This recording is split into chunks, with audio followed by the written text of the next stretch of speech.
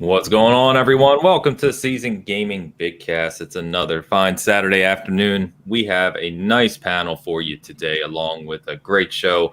Looking forward to this one. Truly, you know me. I'm your host, Ainsley Bowden, also known as Porsche Power. But my partner in crime is here as always, and he now features a land port. What is going on, Mr. Rodriguez? It's a game changer, man. It really is.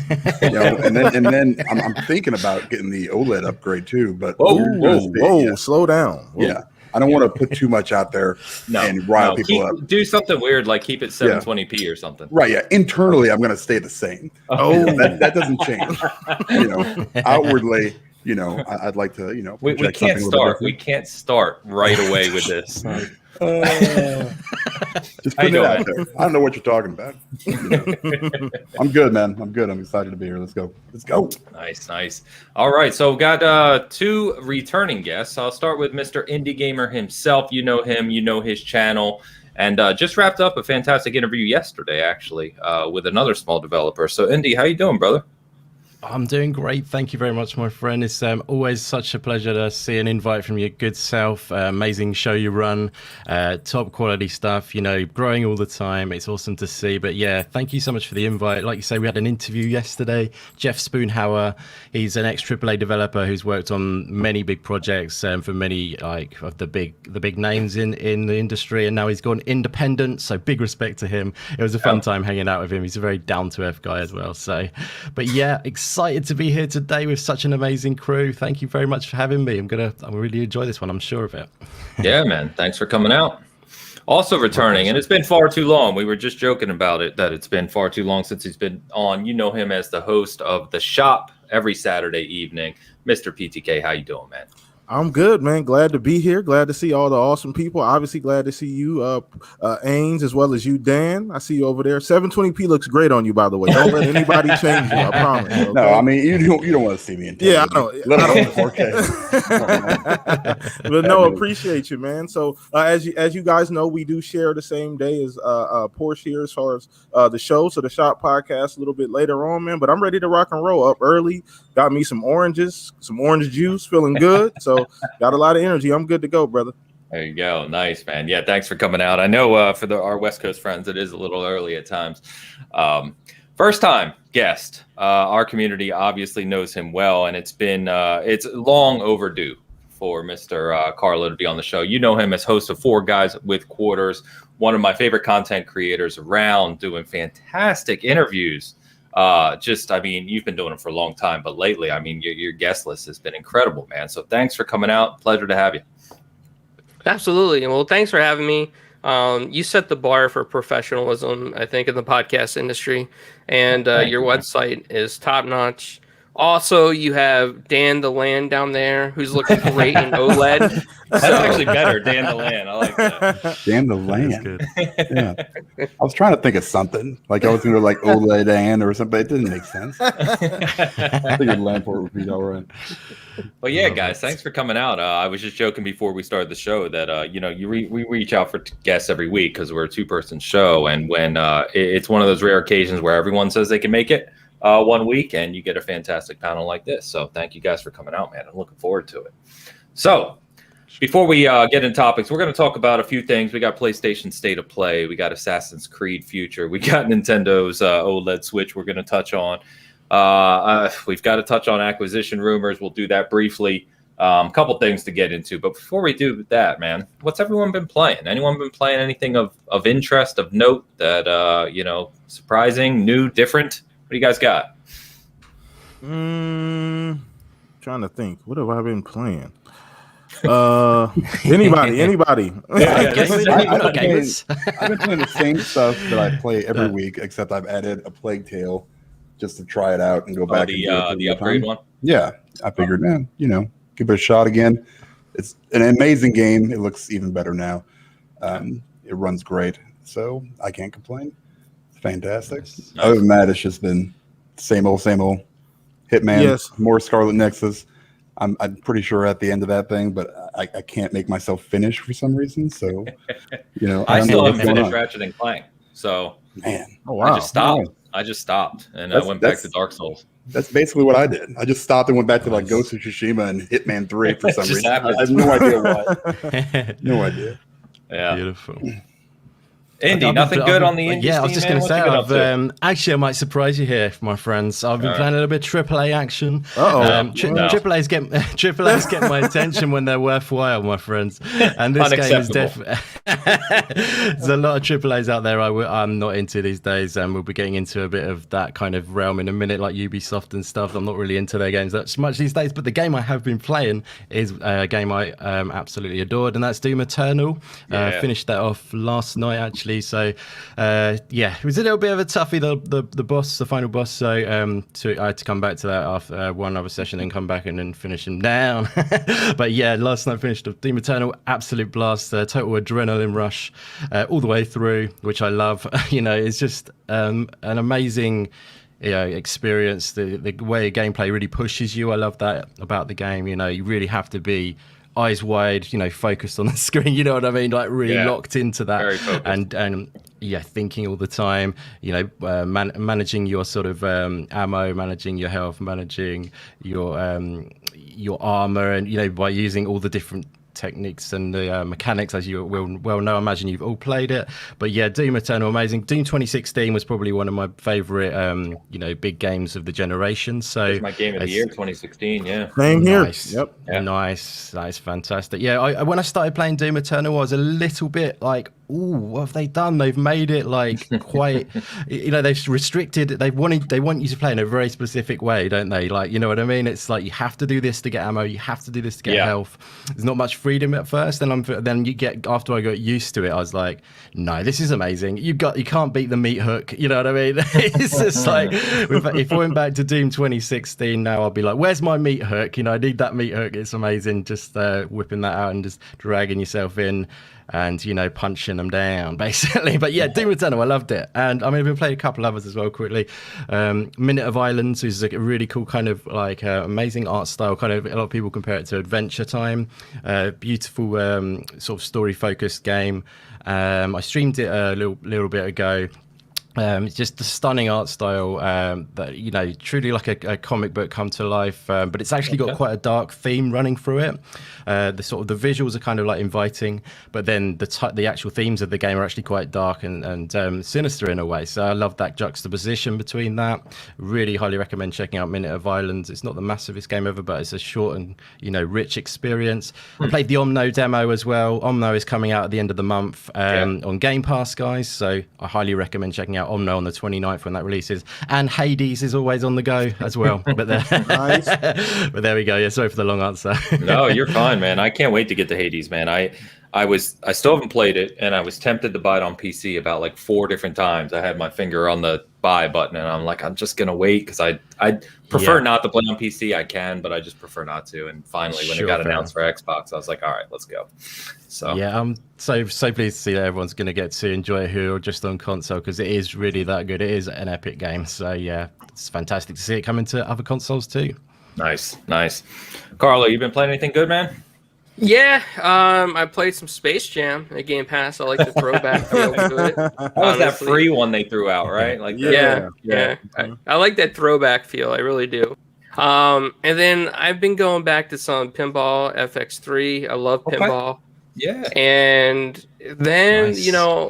I got myself into retro games again, playing some Hyperstone Heist, the Genesis version. Yeah. Okay. Yeah, it's not ringing a bell, which is surprising considering you said Teenage Genesis. Mutant Ninja Turtles. Oh, okay. Oh yeah, All for right. sure. Okay. Yep. That's awesome, man. Heist. Yeah, retro so that's where I've been spending my time, and got myself. I did get I don't know if you guys heard of this, right?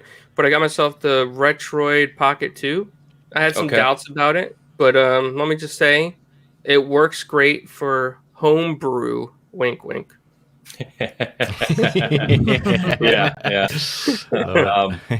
Is that the one where you can play? Correct me if I'm wrong, because I know there's several out there. Is that the one where you can play games from multiple different of the old consoles, like the 16-bit era, or am I thinking of something else? Yep, it's that one. Okay. Yeah, it can handle 64-bit. okay. Like, I mean, it's not perfect. Some games work great, some don't. But it also is dual loaded with Android 6.0. You can update to Android 8.1 if you wanted to, but it's Okay. dual loaded. So essentially, the theory is if you wanted to, you could load Game Pass to it, but I haven't tried that. Okay, so it's an emulator box with potential. A handheld, and it's Yeah. like this big. Yep. Okay, wow. that's cool, man. That's real cool. Hmm. Well, cool guys, man. Yeah, chat. What's going on? I forgot to shout you out at the beginning. Good to see everyone. I did see Shizno said we were talking about Doom, and he said, man, he wishes they would give Quake that same resurrection. And yeah, I hope so, especially given obviously acquisition and funding and all that. If we could see Quake come back, that would be something special for sure. Would be pretty sweet. Yeah. All right, guys. Trent Reznor has to do the soundtrack, though. Come on. Still remember those days, man. All right, let's get into it. We'll start with PlayStation State of Play. I know it wasn't the biggest state of play. At least they set expectations early that look, this is not the Horizon, the God of War, the gigantic AAAs that people are waiting on. But we got Deathloop, which I'm super excited for because I'm an Arcane stan. And then we got several indies as well that look interesting. So I don't know if you want to start with kind of your overall thoughts on the show. There's a couple things I highlighted here in our notes around Deathloop. Obviously, Death Stranding director's cut. So let me run through some of the details here at a high level, and then we'll kind of go around and get your guys' thoughts on the show. So Deathloop, if you didn't know, September 14th from Arcane. Looks like a cross between, a couple things, right? Dishonored mixed with, who knows, a bunch of different abilities. It's like a AAA roguelike in a way. Looks really interesting to me. We got Sifu, which has gotten a lot of positivity around it. They showed new footage of that, but they did also announce it has a small delay to early 2022 now. So that is what it is. I don't think anyone's really surprised by delays anymore. We got Lost Judgment, part of the kind of Yakuza world, if you will. I know Dan is a gigantic fan of, that universe, and the footage looks really good from this. Looks exactly like what you would expect, and that's coming September 21st. I think they said for Ultimate Edition, so I think they're doing one of those things where you have to buy the top edition to get early access by a few days, so you might want to double look into that. Got a game called Fist, which is forged in Shadow Torch, which I know drew some attention, coming out September 7th. It's like a 2D action game. And then the other big one, of course, is Death Stranding director's cut, which, if you weren't aware, is, yes, a new release for PS5, but you can upgrade to it for $10, which I thought is good. We need to see more of that for these next-gen upgrades, in my opinion. So there's several other games that were shown. Like I said, nothing too crazy. You can find a whole summary on the site, as always. But, guys, what were your thoughts on kind of this show overall? Did it do anything for you? Anything jump out to you? PTK, I'll start with you, man. Okay. Well, to be fair, first of all, I do appreciate the fact that Sony, kind of cleared the air regarding what they were going to show, so they set expectations properly. So obviously, we walked in knowing that we weren't going to see any God of War, any more Horizon, anything like that, Gran Turismo. So I was actually completely fine with what they showed. I know a lot of people felt otherwise, but I love. So my thing is variety. As I've gotten older as a gamer, I've started to realize it's not necessarily about. I like different types of games. I've opened myself up to playing other things, and I like to see other things being shown, So from what they've shown, Sifu looked amazing. Lost Judgment looked amazing. Fist gave me Biomutant vibes. Obviously, it's not 3D, but Fist looked amazing. I think we had seen that before. Hadn't they shown that before? Like they showed it last year, I think. Yeah. So Fist actually looked really good. Death Stranding, obviously, that's an acquired taste. We'll just leave that there. But Deathloop actually sold me on the game. What they showed, I wasn't sure what type of game it was, but obviously, I'm a big fan of Arcane as well as their Dishonored series. So, it's right along that same vein. I like the PvP versus PvE kind of versus PvP, where you can kind of jump in and out of people's games. Right. Don't you have like an actual person jumping in your game, like randomly to try and kill you? I think you do. I think it can be AI controlled or human controlled. And I don't know if they're going to give you that option, in the mix, but it sounds pretty cool in theory. Yeah, I mean, I get the other side of the coin too. That could be pretty annoying, I guess. But I'm sure they'll have to work on the balancing. But the just the idea that could happen. Say you're just in the middle of a mission, you're going along your way. I'm the kind of person that completely forget that mechanic is in the game and just get destroyed by whoever jumps in it. But all right, I'll be looking to jump in your game. Yeah, man. Ains the beast. Don't Yeah. play, if hopefully don't have that in Halo, and then Ains jumps into your Halo game. That's gonna be bad. No, but overall, just to give my quick summary here, Sifu looked amazing. I've been on Sifu since we first saw it. The only thing that I wish they would have showed was more Kenna. I would have loved, because that's actually the game I'm looking forward to the most on PlayStation 5. I mean, outside of Horizon, I think that's the next big game supposedly coming out. It might be this year, might not be this year, but yeah. So Kenna would have been. Kenna's in August. That's coming out. Sorry. Oh no, I'm talking about. I'm talking about Horizon. Oh, yeah, sorry, my friend. No, sorry, you're good. You're good. So yeah, but if they would have shown Kenna, that would have been cherry on the top. I'd have been completely fine with that. But outside of that, I'm cool with it. The one of the surprise games was that Midgard game. I don't know the exact. That game actually looked extremely fun. I've been into these dungeon crawler, Diablo looter type games. I've been on this like wave. I'm actually going through Game Pass looking for like dungeon crawlers like 2 days ago.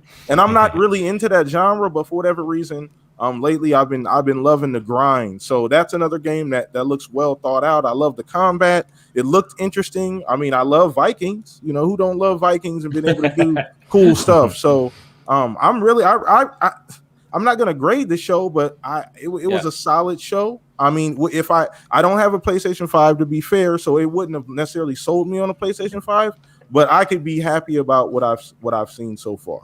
Fair enough. Yeah, and that Trials of Midgard game, one cool thing about it is it's got 2 modes, right? It's got like that ARPG mode, and it's got a survival mode, and then it's also up to 10-player co-op. I didn't know that. Yeah, which is really cool, because you can just get a bunch of friends on. And to your point about PS5, it felt like this show was really just aimed at PlayStation, right? Yeah. Like I think nearly all the games they showed, save for 1 or 2, were really on PS4 and PS5. So yeah, pretty cool. Carlo, what do you think, man? Well, you know what? To be honest with you, I kind of after you put it in the notes, I started watching it because I didn't see it on the actual when it first came out, but. I'm kind of impressed with some things in there. Okay. I'm impressed with Arcadegeddon. I kind of like that. That looks like fun, and I hope that it lasts. The Tribes of Midgard looks really cool. I'm into that. I like that top-down kind of stuff. The more footage from Deathloop looked great. And then the other thing that I'm interested in, very interested in, is the Demon Slayer game. Okay. I'm really curious. Oh yeah. Yeah, I'm really curious how that's going to play out. And maybe I'm a little impartial to that because my friend Jackie Lasher is a voice actress in that. Oh, and great. I kind of want to see what kind of work she did in that. But I know nothing else about Demon Slayer except the game. I never seen the movies, the anime, whatever it was. It is huge. My 16-year-old son and his friends are all about it. Saw the movie. Apparently, it's the biggest grossing movie ever in Korea when it launched, or Japan, or both, or one of them. I'm not. Me and my family love anime, and me and my wife sat and watched the entire first season. Obviously, season 2 is I think next year, but yeah, it's great. You gotta if you want to get into anime, it's a real easy watch for anime. You don't have to think too much. Okay. Sounds good. Yeah, I mean, I had very low expectations for this State of Play, right? Very low. But I am more impressed going back and watching it now, seeing especially Arcadegeddon. Like, I didn't think that they would come out with something like that. And now I want to play it. I just want to try it out. It's up right now, right? The trial. Yeah, I think so. I think that's what they said, yeah. Yeah. So I think after the show, that's the first thing I'm going to do. Nice. Yeah, I saw someone on my timeline posting about it this morning saying it's surprisingly fun and well developed already, despite being kind of a game preview state. So it is Ilphonic that developed that. If you're not familiar with Ilphonic, they did Friday the 13th and, oh God, I'm blanking now. It's literally right on the site. But anyway, they've kind of done those asymmetrical multiplayer games. So they did Predator Hunting Grounds too, which didn't really take off. So it'll be interesting to see if this one, if this one does better for them. I hope it does, obviously. So cool. Let me get these super chats real quick. Bomber in the house. What's up, man? I know he had to work today. He was actually potentially going to guest today, but had to work. So let's get ready for Halo Infinite, Diablo 2 Resurrected soon.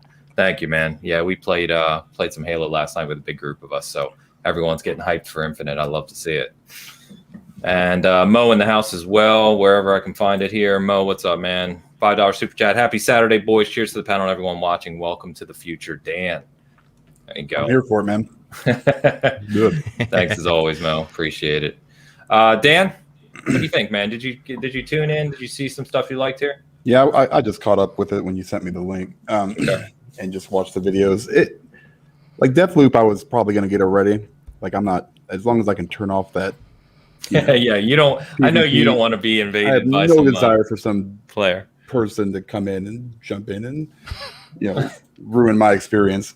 I'm good with that. But I think it's AI, maybe. Yeah, they said it's both. That's no, they definitely said it's like a player. Okay, so I wonder if you can just if there's a toggle, that will be the first thing I do.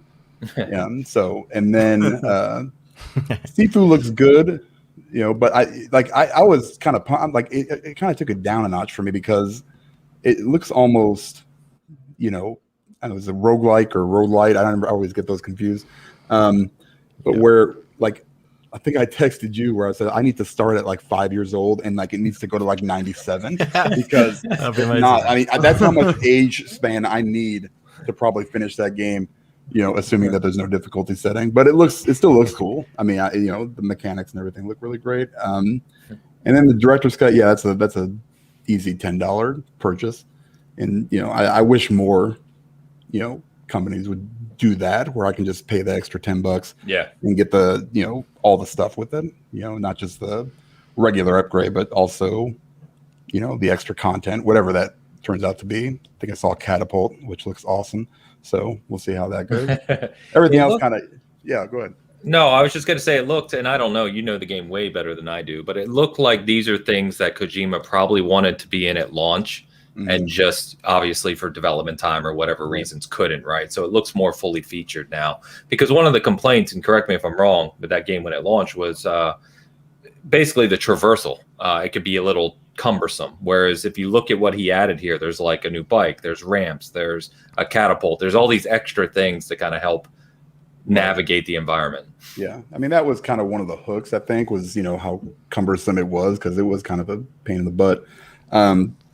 But so basically, what you're telling me is like Kojima basically, told Kojima that he couldn't. He had a conversation. He had to sit down with him. Listen, but he just sits there in a mirror, like we have to cut this. No, I can't. It's just that's hilarious. It's like one of those TikTok videos where people film themselves twice. Oh yeah, exactly. Yeah, they were in like a different shirt or taking glasses off or something. Yeah, that's basically what I'm picturing in my head. But yeah, I love that game. It was super great. So. Like I said, easy purchase. Everything else kind of, I'll try it out. Maybe it's one of those things. Fist, I'm not a huge side scroller guy, so and anything multiplayer can just go straight to my trash. So, but everything else looked fine. My expectations, I mean, they were so low. I totally forgot it happened. So I totally missed it. I was like, dang, I totally missed State of Play. But luckily at seasongaming.com, there was a nice review. And yeah, everything's condensed and you get all the information right there with links to videos and even the whole State of Play at the end, man. So check it out, guys. Keep it simple.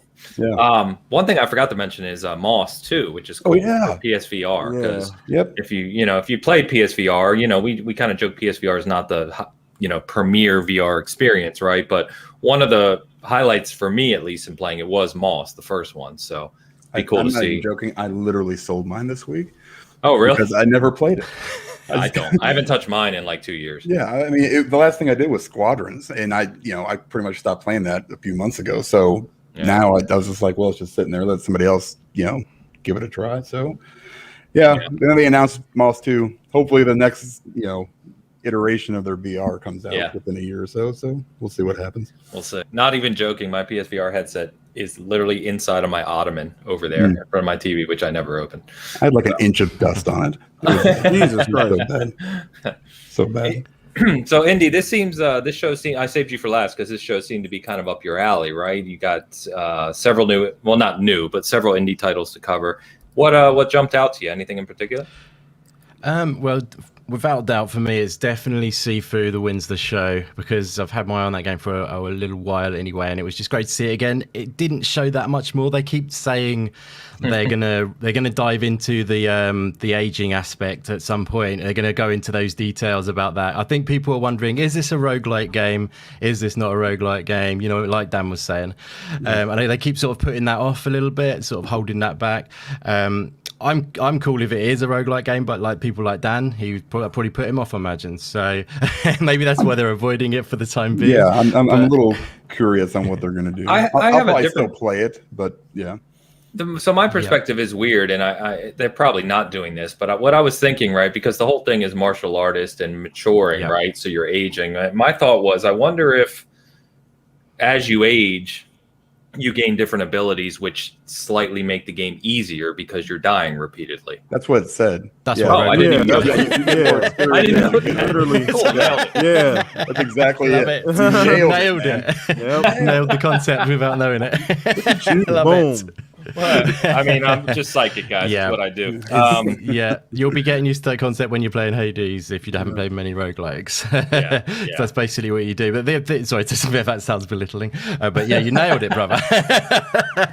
But So yeah, what's to stop you though if it's a mechanic Yeah. like where you age as you die and that strengthens you or does whatever, right? Makes you better somehow. What's to stop someone from just dying on purpose 30 times and like going straight to 95 years old. yeah, right. Just go straight to the max. And now you just destroy everyone. Well, so what it is like in the usual roguelike, you would go along it on the run, and then you would get power ups along the way, effectively. So you get a currency along the way that you would earn. That's what Hades is. You get the currency, and then you take it back to the base, and then you can buy these other power ups, which last longer. There's different kinds of power ups which last on that particular run and then run out when you die. And there's also ones where you can upgrade for a longer, that basically stays with you forever for that power up. But yeah, so that is the thing I'm trying to wonder, because like in the trailer, you die, it goes up a few years in his age, but the way they've sort of pieced together that trailer, it looks like you I don't know if that's how it's actually going to look in the game. You die and then you get up again kind of thing. Whether there's going to be, you die, you go back to your training room and then you upgrade in the training room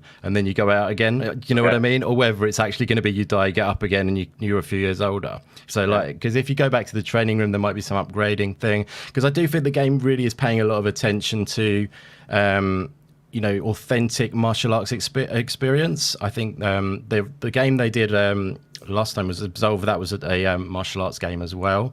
I think they're very much into that. I feel like you're becoming. They've actually said Pak Mei they've gone very specific on the type of kung fu that you're using. So they obviously know what they're talking about, and they've designed it around that. I love the combat in the game. It feels very explosive. You know what I mean? It's got like a nice feel to it in that way. But yeah, I'm really excited for Sifu. But yeah, like I say, I feel like they're doing a very authentic experience where you become the Grand Master, if you see what I mean. Like that. There's respect to elders in martial arts and stuff like that. And I think it's a really nice way they're doing the game. The gameplay looks like a blast, in my opinion. Definitely really excited for it. That definitely stole the show for me. But it didn't really add anything that new. Like I said, I've been waiting to find out. Some new info on that to find out what the game is going to be. But Steve, sorry, Steve's go ahead, comment. my friend. No, you're sorry. Yeah, my fault. He said you age and then collect Social Security to hire folks. Wow. Yes, There you go. that's one way of doing it. I love it. It's beautiful. Sorry, I didn't mean to interrupt you. I just not a problem at at that all, my comment. friend. I love it. Yeah, so I'm really interested in Sifu. I'm sold on that. I mean, the thing about these PlayStation State of Plays, I don't have a PlayStation, but I have a PC and I play on PC mostly. So I'm looking out for games which are on PC, which a lot of these ones are. And the funny thing is as well, a lot of these, like Sifu is, Kena is, Stray is. That was one, that I potentially could have popped up, Stray, which with the cat and the sort of like stealth and the cyberpunk world. I don't know if you've seen that game. but that is looking fantastic, that game. But the Annapurna Interactive have a showcase at the end of the month, so I do believe that is why we didn't see Solar Ash the other day, and also Stray, which are both Annapurna games. I think they'll be on the 29th being shown off, because they have a really cool showcase coming up. But yeah, like, I mean, as a whole, I wasn't that much in love with this one, but you know, it's not because, you know, I'd love to see the indie stuff. That's what I'm all about. But it just kind of the ones in there wasn't kind of yeah, they were good. I mean, Fist looks really good. I really enjoy what that looks like. Nothing quite that new for me. I wasn't really that into is it Jet or something? Jet. Yeah, that one, in my opinion, if you enjoy Outer Wilds, I think that's going to be for you, for definitely. It looked like an indie No Man's Sky almost a little bit. Yeah, exactly. Something like that. Exactly the same sort of arena for that. Yeah, definitely. Great shout.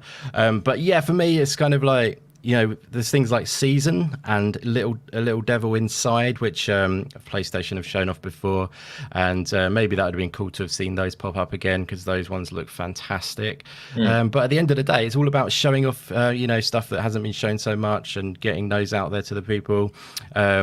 And yeah, but I guess a lot of people are wondering when's the big Sony showcase as well. That's the other thing. It's not a problem for me, really. I'm not really that worried, but you know, a lot of people are who love their bigger games and they want to see the big show kind of thing. I wonder when that might be. They've surely got to do something soon, but yeah, especially, I mean, I have to wonder. We talk about Horizon a lot. I know, PTK, you just mentioned it. You know, there's still speculation if it's supposed to be 2021, and you know, time's ticking.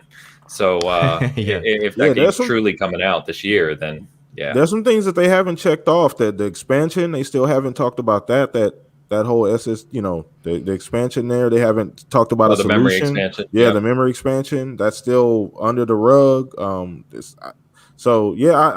I think we're just used to a particular Sony, because Sony normally they respond. They respond in some way to what Xbox does, and to see this delay is a bit odd, you know, from Sony. But you know, who knows? I am expecting some kind of show, though. I don't know about you, Ains. Yeah.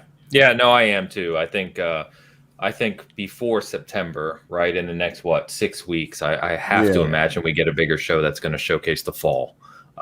Rumors have been going for a long time now about Bloodborne coming back in like a remastered form for PC and PS5, and those are heating up again.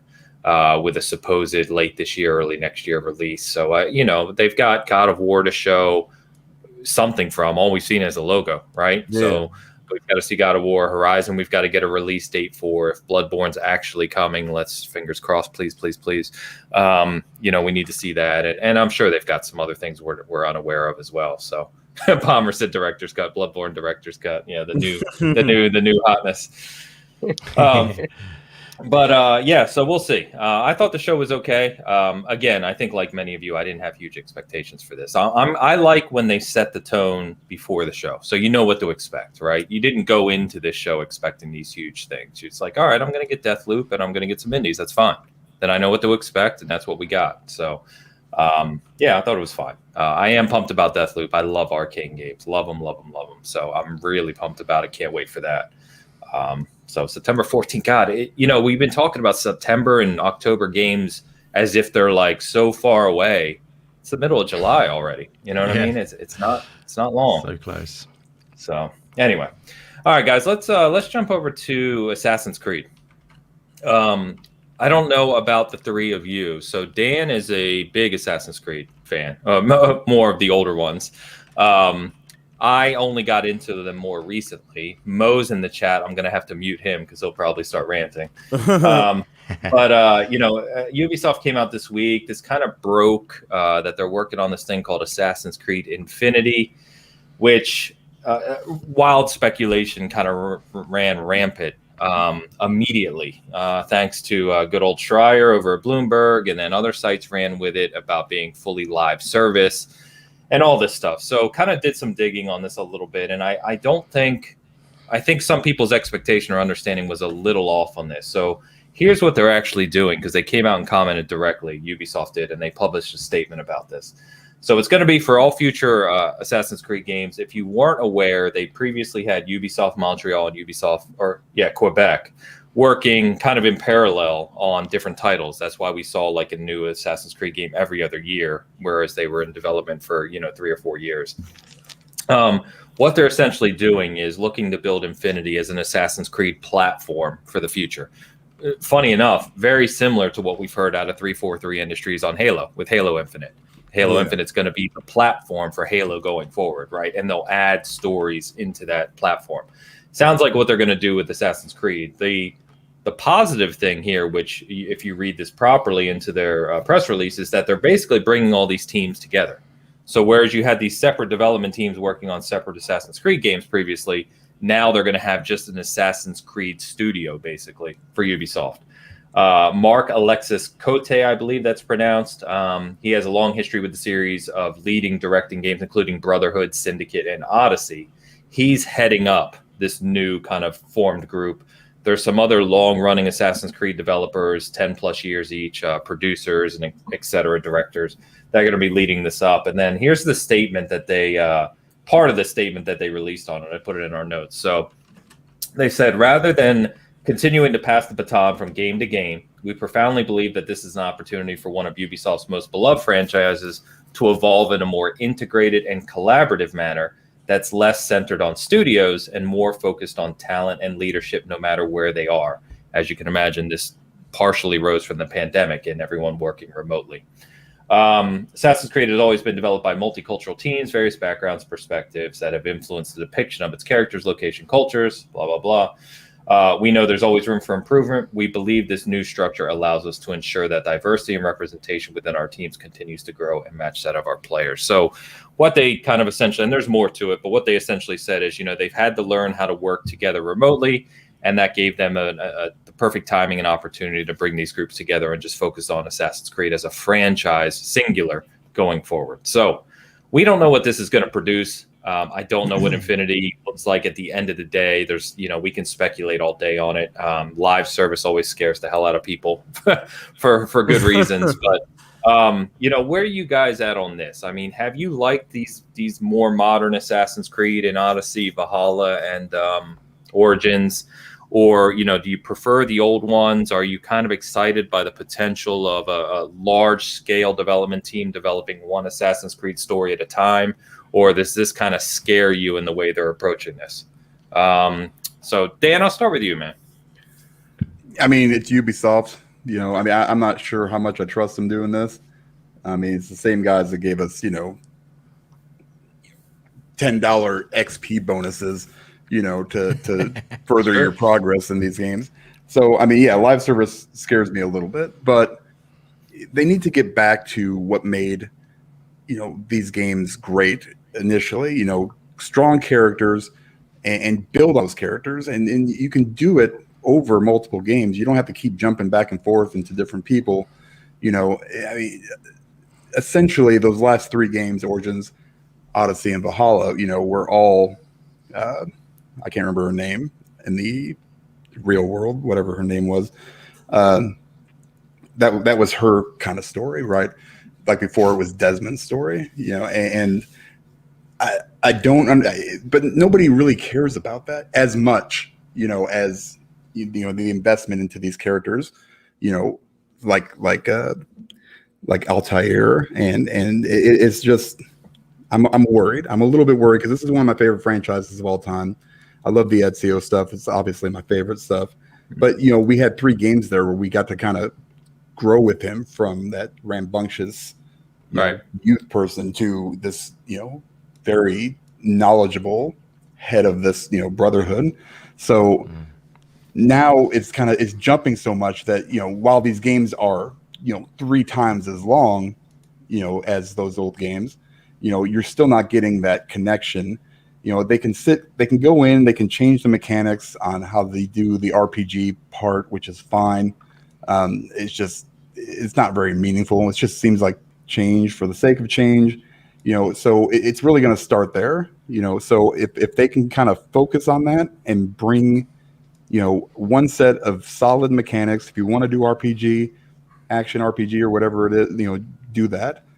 Don't continue to, throw stuff at the wall and see what sticks, which is what they've done with the last 3 games. I feel like, not that they weren't good games, they felt disconnected, and hopefully bringing these two studios together and maybe making a more cohesive, experience.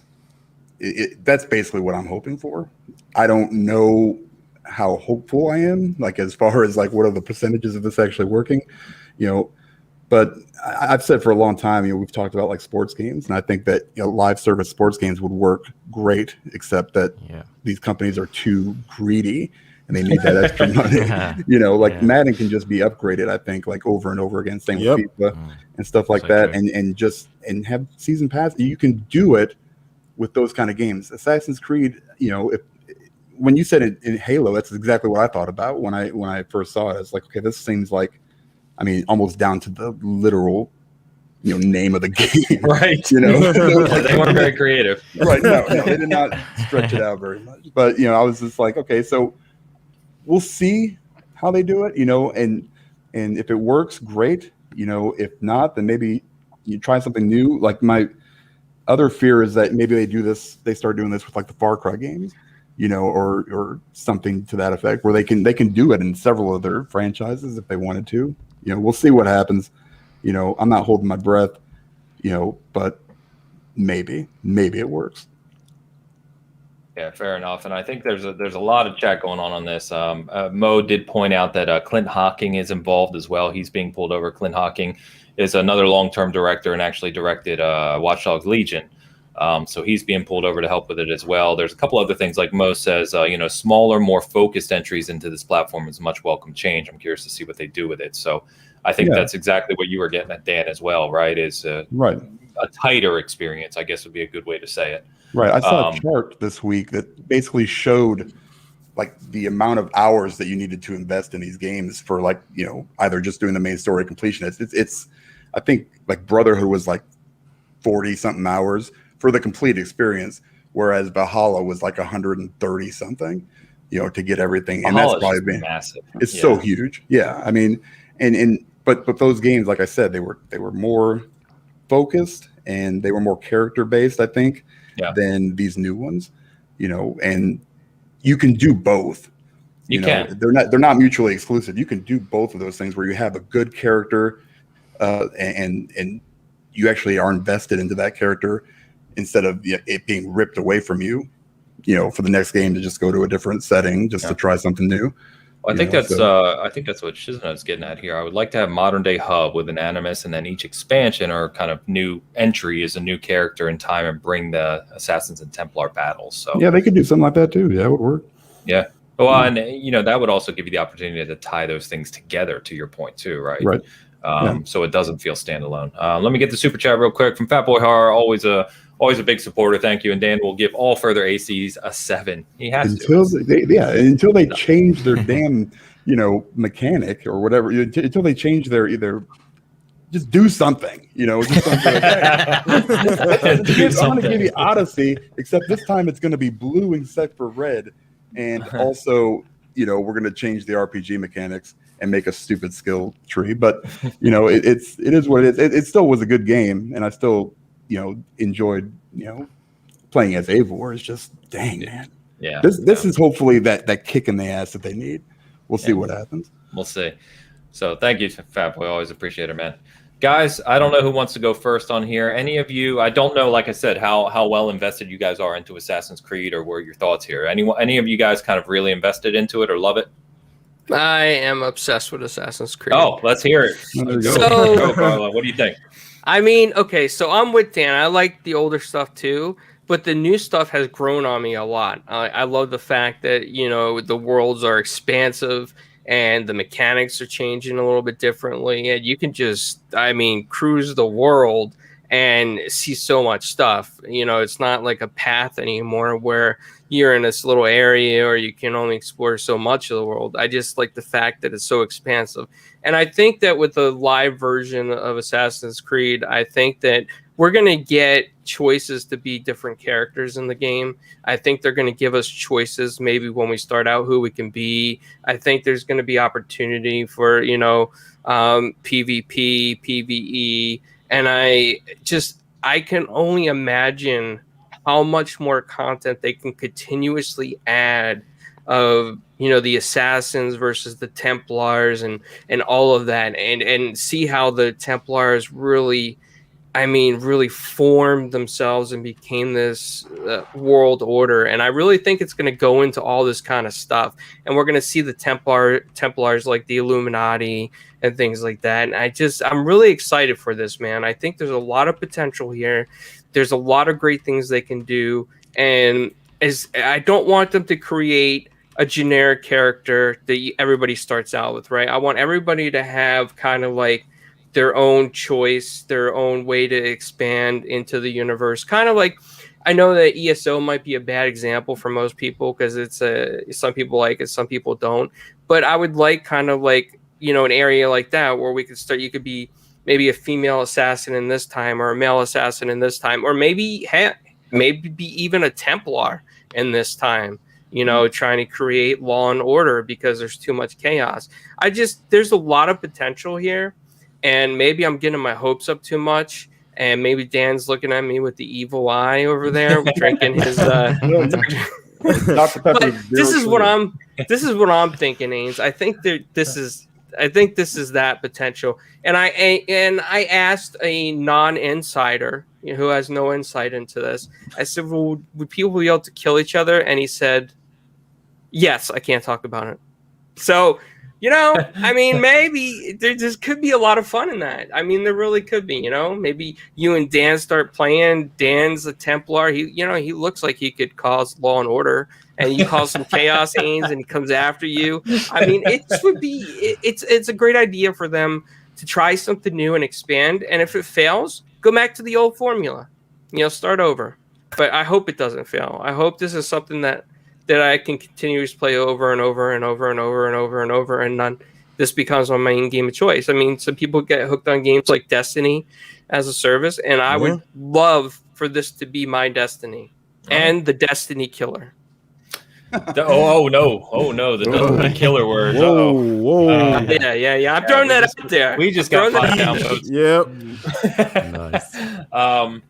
You raised some interesting points, Carlo, that I hadn't really considered. I think what I was envisioning was a hub where they still release these singular single-player experiences, which they could do. But you raised some good points around if you're going to build a platform and really look to expand in what Assassin's Creed can be. You're talking about customizable, basically character creation, which you haven't necessarily seen, and you're talking about other online elements as well. It's all a possibility, 100%. I think that'd be really interesting. That's a tough thing to get right. And again, you would, I think that could be successful. Just my opinion. The thing I hear most from people like Dan and Mo and others who really invested in those older Assassin's Creed stories is really in the investment in the characters and the story.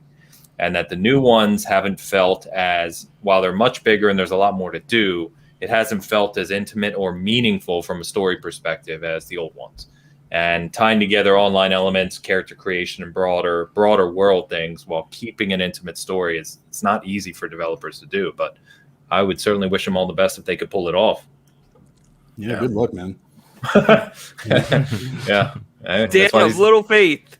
That's why these guys get paid the big money, right? Yeah, I mean, it's going to be like Destiny, where that's, you can see like Destiny's a humongous cash cow. You know, like games like that, or ESO or WoW or anything like that. You know, it's all going to be, and that's what Ubisoft does. They love the money. I mean, they don't charge you for this craziness.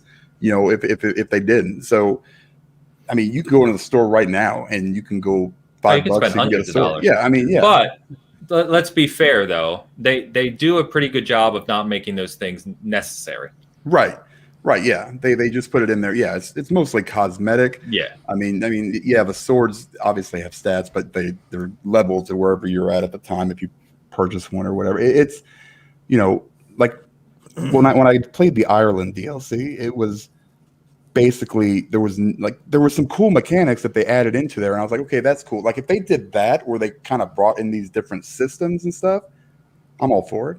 Like and the character creation, I never thought about that either. That's actually would be pretty cool, assuming they can pull that off, and then make you can satisfy, like I said, both sides, where you can have these new experiences, these co-op experiences, but also have a meaningful story, based around your character, even more so because it's more personal to you because you've created this character and you've gone through all that trouble. So right. It's got potential.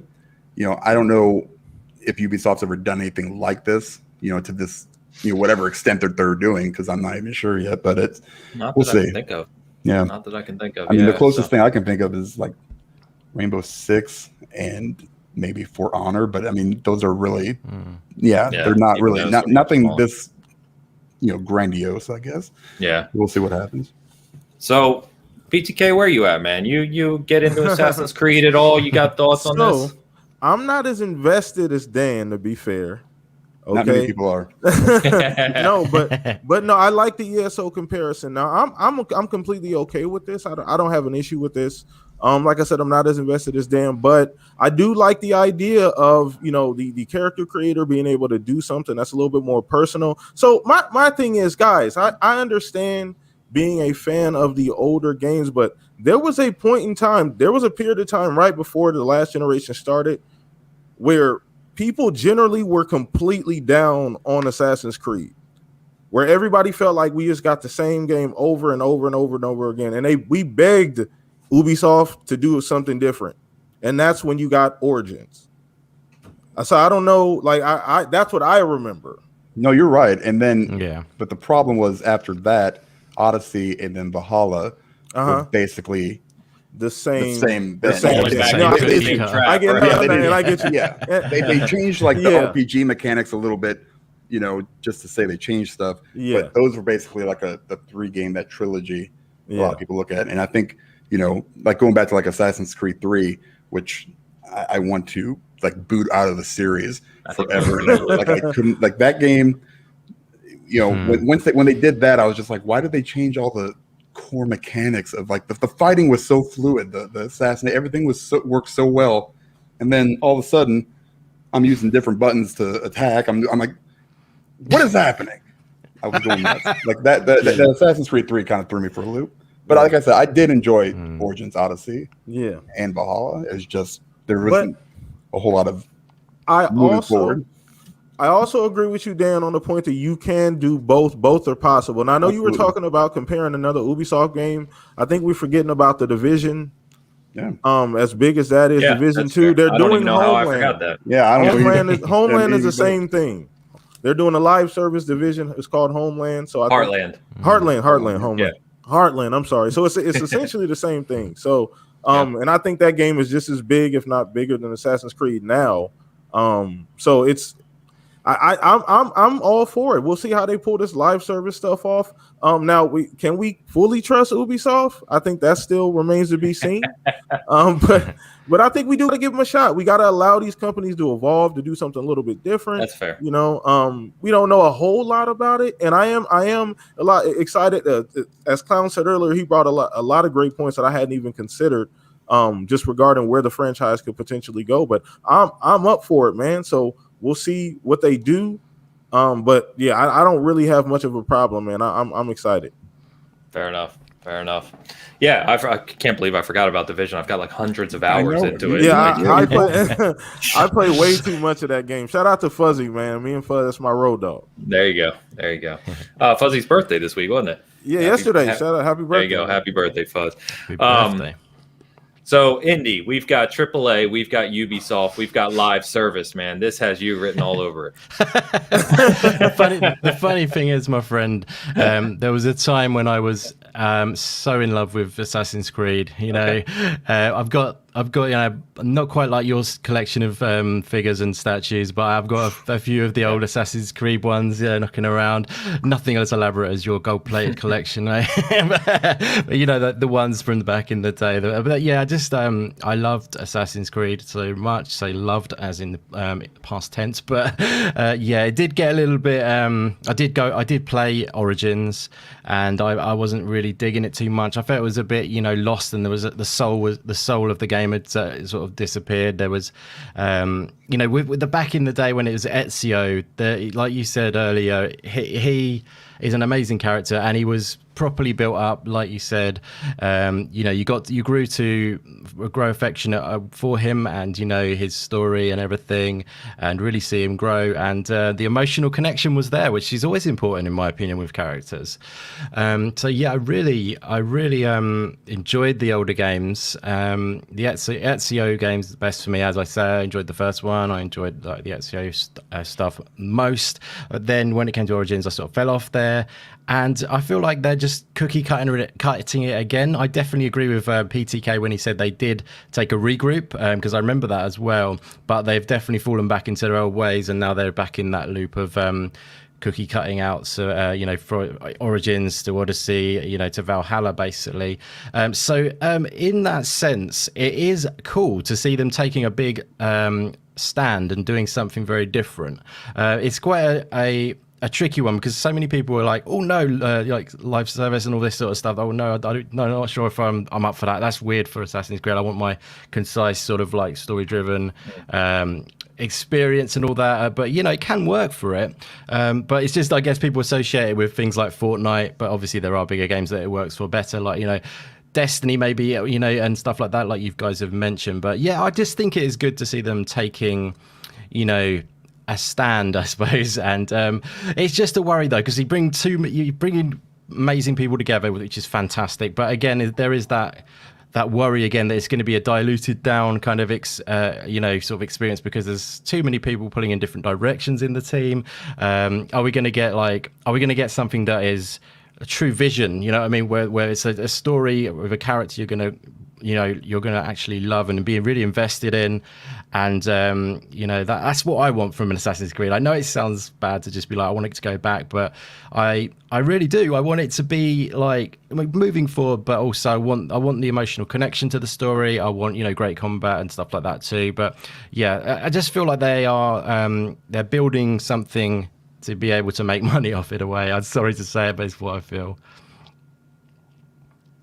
Sorry, I'm typing with chat here, all kinds of stuff breaking out. Yeah, no problem at all. I think you're right, and I think that's what most of the people, like I said, that I've talked to that wanted to go back are exactly that. Identifying with characters and having emotional stories. And I think, as Dan said, I think you can do both. It's just a challenge. But I think, as we've all kind of said, let's see if they're up for it.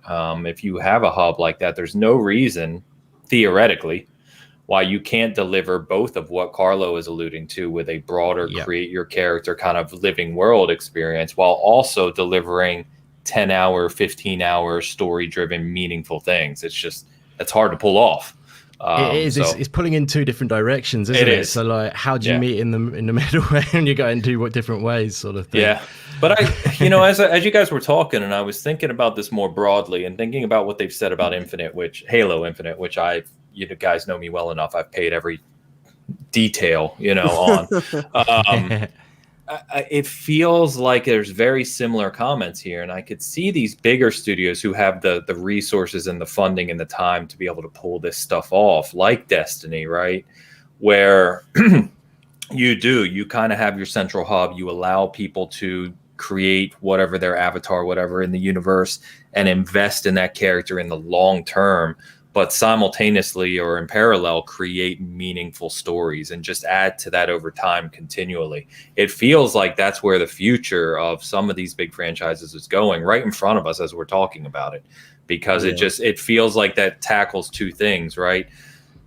The two things we hear all the time are exactly that, is you want meaningful single player experiences. How much have we heard that over the past 5-10 years? As well as you want the industry has moved to these games like Destiny, like Division, like many others we could name, where people do log in every day or every other day, and they feel invested in their character and this long running community, right? So of course, these big studios who are investing hundreds of millions or even over years billions into this see potential there, because if you can do both, you can satisfy not only a broad set of gamers, but there's recurring revenue, to Dan's point, just nonstop. That's what Destiny is. That's what Division is. It's recurring revenue. And we go back to joking about like Xbox and PlayStation, them wanting you to play in their garden, right, in their ecosystem. All this is a microcosm of that. It's a game ecosystem rather than a platform ecosystem. So, I I think a lot of good points made by you guys, and I think I could see a future where we kind of get all of the above, or attempt to get all of the above to try and satisfy all that base. Yeah. Yeah, we'll see what happens, man. That's Yeah, I mean, there's plenty of live service games out there, you know, and I think they've seen the success that some of them have had, and you know, probably just running with it. I mean, I can't blame them as a business. I totally get it. Yep. And you know, I mean, just with this idea of this whole universe of Assassin's Creed, right? I mean, they could add on expansions, kind of like ESO does in the future. Doesn't have to be right away; it could be in the future. And how would you, you know, mix different time portions of Assassin's Creed and the Templars? I mean, what does WoW do, and what does ESO do? Portals, you know, they could just portal you to a different area of the game, and it'll be like a different time zone, and you're working on that mission. Yeah, fair enough. A lot of ideas. The Animus is a good base for all of that stuff in a way. You literally have the foundation, right? It's literally it, isn't it? Yeah. Good to see everyone, guys, in chat. Kima, Toolman, Kev, what's going on, guys? Thanks for coming out. The last point I was going to make on this, and Dan and I joked about this in DM prior to the show, is, you know, many of us are so attached to specific franchises, be it Assassin's Creed, be it Halo, be it whatever you're attached to, Destiny.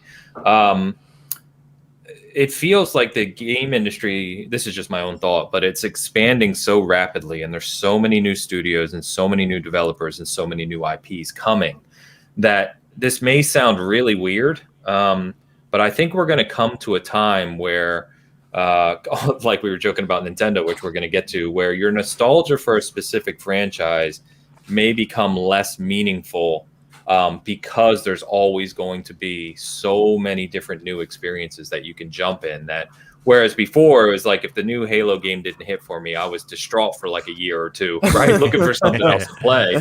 Whereas in the future, it's just like, okay, this game released this week. It's not what I wanted it to be. That's fine. There's 8 games releasing next week. You know what I mean? There's so much as well. to keep up with, and it's just getting bigger, and it's going to continue to get bigger.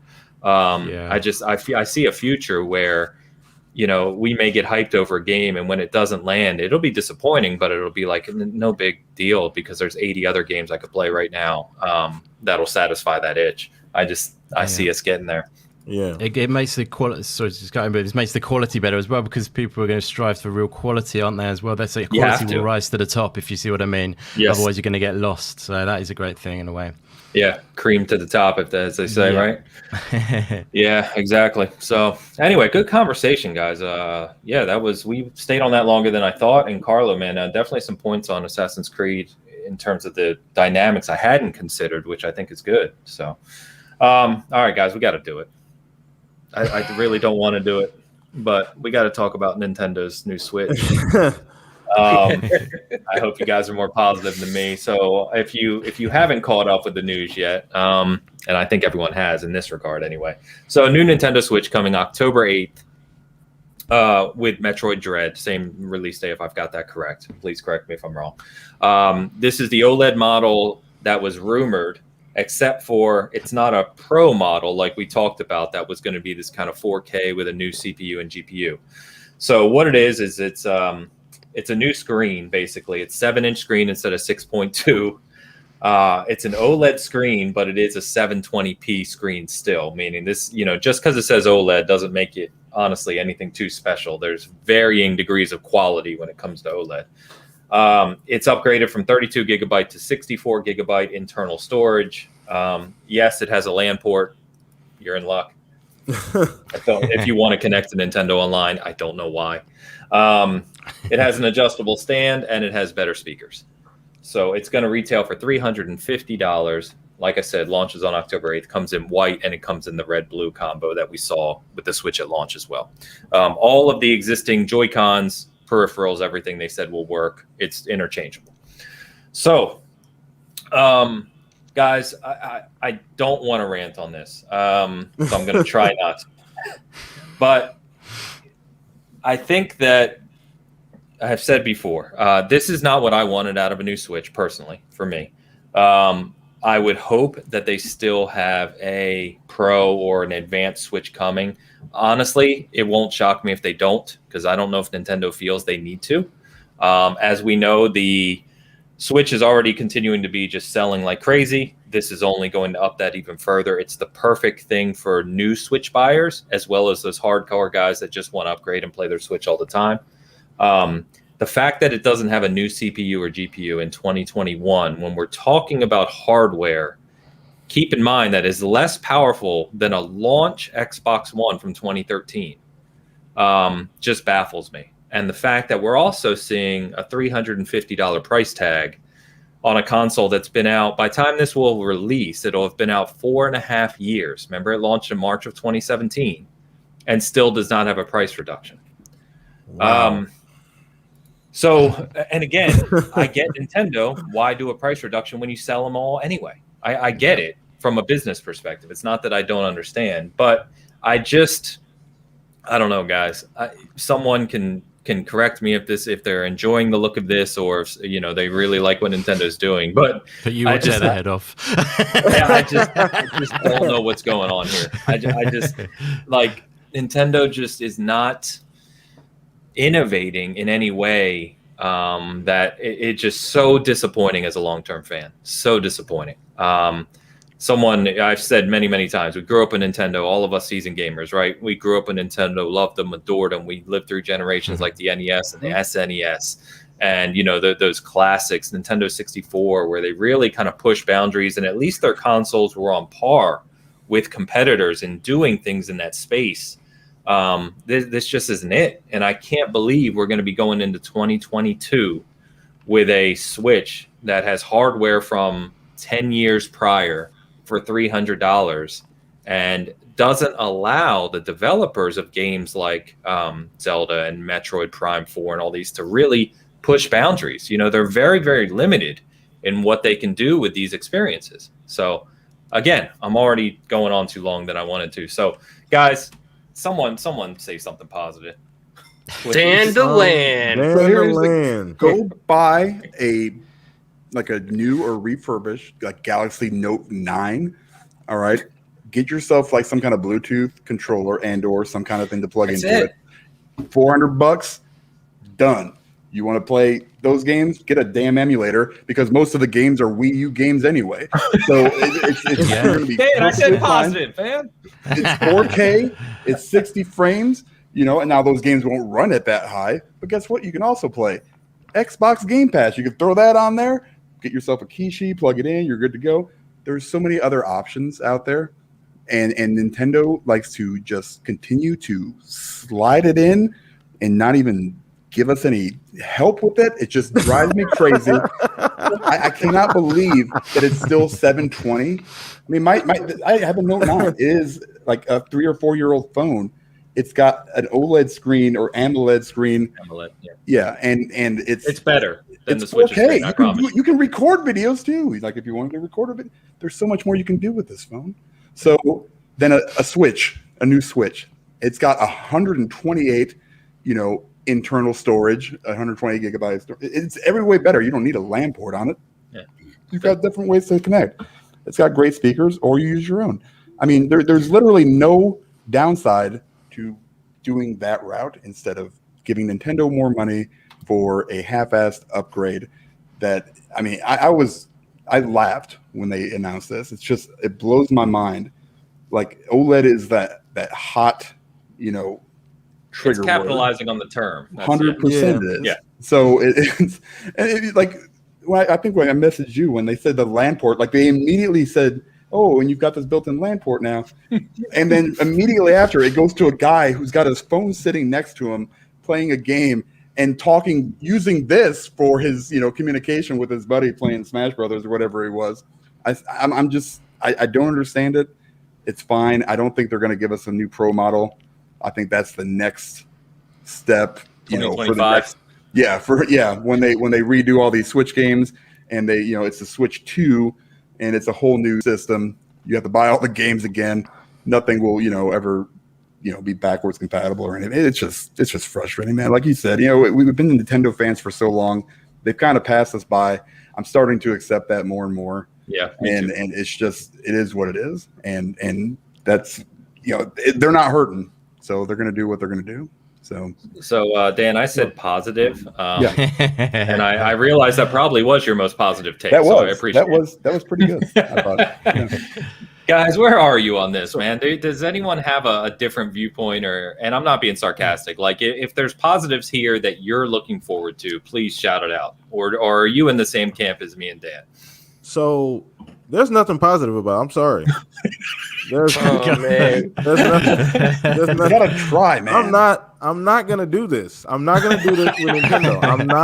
I'm not. I tried the best that I possibly can to stay positive about Nintendo, but I am sick and tired of watching these Nintendo fans being slapped around. I'm sick of it and not do anything. And so, to be fair, they kind of like it at this point. Listen. As long as they get another Mario in some form or Kirby or Zelda, they'll be completely fine. But this is such a, like you said, a backwards.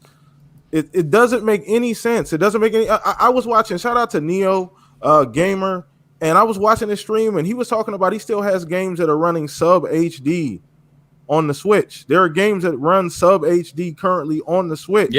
Yeah. I know. Even when they tested something recent, Doom Eternal, maybe it drops to like 540p, and I'm like, this is 2021, guys. It's 2021. Is that streamed, or is that that's on the handheld when you're wireless, and not in the dock, isn't it? I don't know. Does it matter? Surely. I mean, honestly, no, I mean, you don't notice 720 to 540 on that screen as much as you would on the TV. If you know what I mean. Maybe you will on an OLED.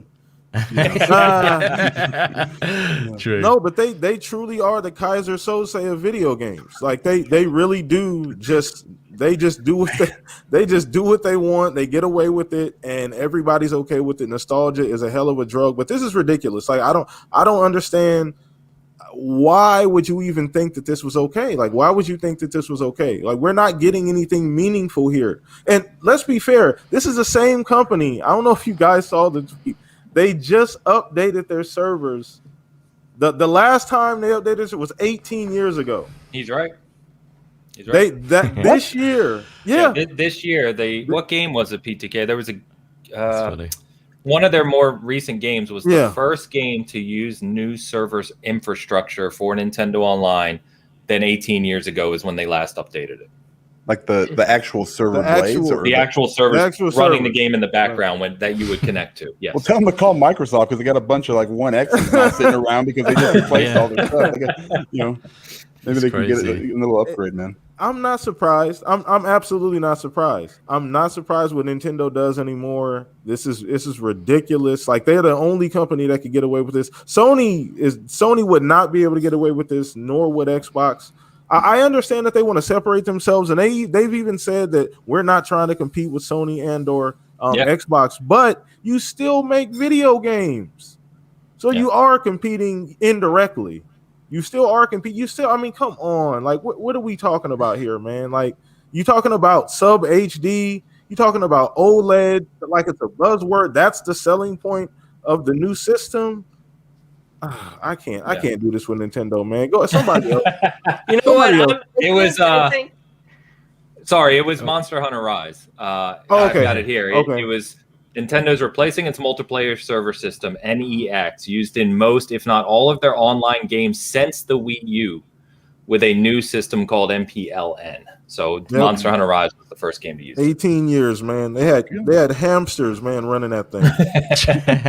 So to address Kevin Medeiros in the chat, I believe it was Windows 98 machines that they were still running. It was Windows 98. You're exactly right. Yep. Up until Monster Hunter Rise or the stories.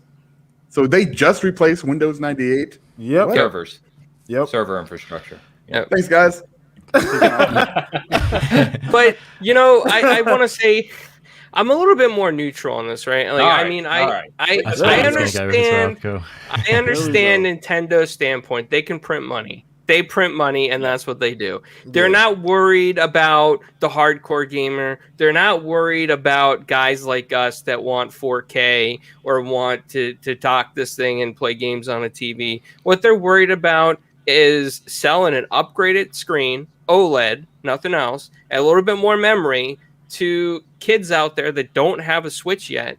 And also, it's like you it's a slap in the face to scalpers too, right? Because remember, they were scalping all the Nintendo Switches, trying to sell them for like $600-700, and now we got an OLED Switch coming out for like $350. So I mean, that's what it is, really. It's a neutral standpoint. Nintendo is Nintendo.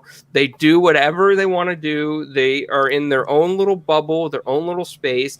They don't feel they need to compete with Xbox or PlayStation because they feel that their IPs are the most valuable IPs in the world, like Donkey Kong and Super Mario, and all they got to do is make the Switch, pump out, one first-party game a year. And to them, it's worth it because people are going to buy it and people are going to bundle it, and GameStop's going to sell it in bundles. They're going to upscale the price of even the SD cards to go with these bundles. I mean, it prints money, and that is the purpose of this, right? It's not for people like us to get excited about. Do I want a 4K Switch just like Dan and Ains? Absolutely. I would love something that was more modern. But again, there's one thing that Nintendo is good at, and that is indie games. They are great, again, indie games on the platform. So the people that couldn't get, the OG Switch, and too many scalpers were in the ring, now they can go get the OLED Switch and play their indie games and have fun. The LAN port, I'm not 100% sure what the idea behind the LAN port was. I'm very confused. That is a weird one. I am very confused. The only thing that I could think of, right, is that maybe Nintendo's not telling us something yet, that they have a plan for something, and maybe that they want to maybe do more cloud gaming, and maybe they figure with the LAN port, their system built to handle cloud gaming better.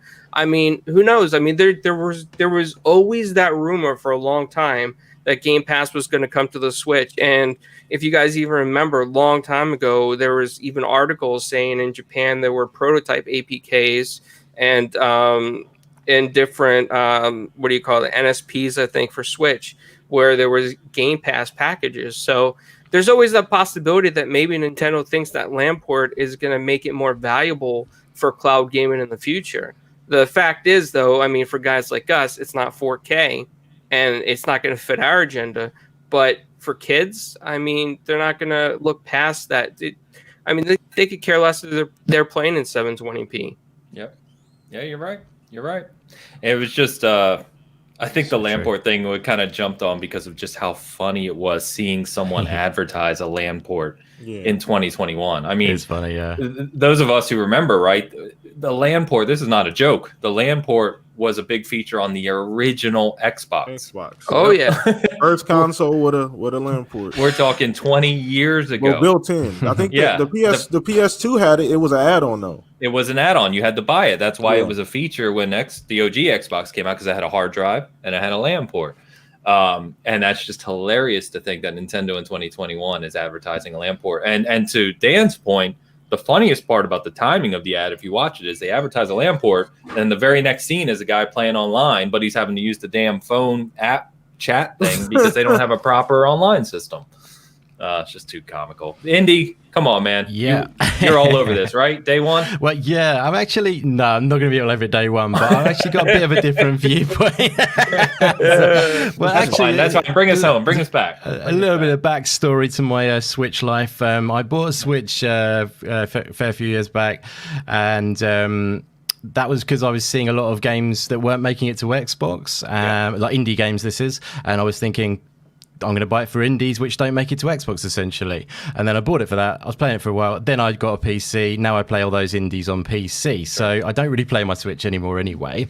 But getting back to the topic, funnily enough, actually, I don't know whether you guys all thought this before the announcement, or because it was all rumored and everything. But I actually thought that this wasn't going to be a big upgrade. I thought it was just going to be like a standardization upgrade, which essentially it has turned out to be. Yeah. Just like a quality of life kind of thing, new screen, and sorting out basically what they've done, in my opinion, is done new screen, sorted out the stand, which was absolutely crap, basically. You can't even call it a stand, the other, previously. So they sorted that out. So coming from that point of view, I totally get where you're coming from. You know, hardcore gamers and everything. You want that beastie the beastie sort of experience where you can really push the games and stuff. But I don't really think it's necessary for a new Nintendo audience. It's not really what they're about. It's you know, different kind of audience. As I said earlier, each of the companies are targeting a niche audience, even though it's a massive niche. Like Sony are going all in on those AAA games. You know, Xbox are doing what they do. They're a bit more diverse, but you know, we've got Nintendo very much doing their own thing. And if they don't have their own niche individually, even though they are all gaming ultimately, then you know they will suffer. So they do all have to do things their own way. And I know that it might not feel like that's you, but that's totally fine, because there's also PC as well to add to that list, of course. And you know, whatever you identify with is all good. And it might not be you, Nintendo, nowadays. It's sad to say, but you know, there is like I say, so much other experiences we can have. But yeah, like I said, I thought it wasn't going to be, because I was on Green Pass Gaming podcast before the announcement. I sort of said, I didn't nail it, but I sort of just said it wasn't going to be like the kind of like, I didn't think there'd be a CPU or anything like the new CPU or anything like that for power.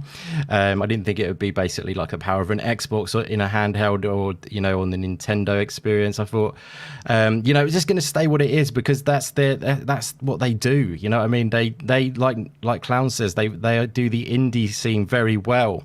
That is keeping them going nicely.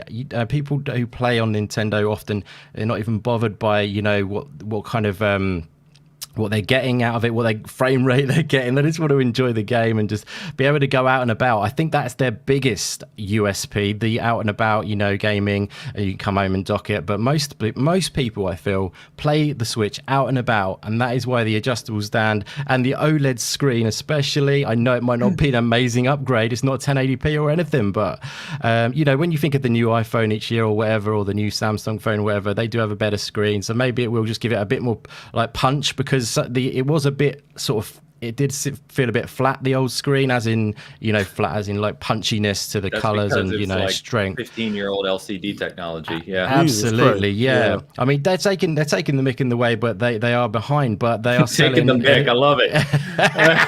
It's a UK expression for you. I know your UK roots, Haynes. Yeah. But yeah, no. So yeah, they are though. They are definitely. I will say, taking the mick indeed. But at the same time, what, you know, if something is selling, that is the value. You know, you put it on the market, someone pays that for it. That's the value of that item, if you see what I mean. So then, you know, that's what they're going with, and people are lapping it up, and it's ticking their boxes. You know, I feel it's all good in that way. It's just not for me. I would just go, no, thank you anymore. PC's for me, Xbox is for me. Wonderful stuff. Just that's the way I approach it anyway. Yeah, so I'm going to have to ask you and your reasonable takes to get out of here, Andy. I mean, come on, what do you think we're doing here? Can I piggyback on something real quick, Ames? Of course, man. Go. Just thinking about it, sitting here, it's pretty much the DS model. What they do with the DS. Exactly right. I was going to say the same thing. Yeah, they give you different iterations. Obviously I didn't think about it, but they give you different iterations. Every so often you do get a bit of a hardware bump, you know, like you get the in-betweens just with a bigger screen, maybe a better speaker, maybe you get a stylus or something like that. So very similar to that model now that I actually think about it. So it's not something that's foreign to Nintendo. So, you know, now I'm sitting here thinking about it. But go ahead anyway. I just wanted to piggyback off of that. That actually sums up the formula that they're using is proven, right? Exactly. They've already proven it works. And that's exactly what they're doing here. So sorry, Andy, I didn't mean to cut you off, man.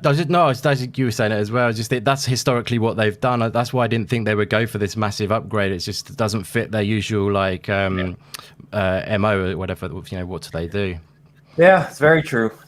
It's just disheartening for people like us. We've said it a million times. I think you had a bit of hope in there, you know, as the, you know, you would do it. You weren't just analyzing it as a sort of, you know, from a step back. You were hoping in there a little bit, I believe.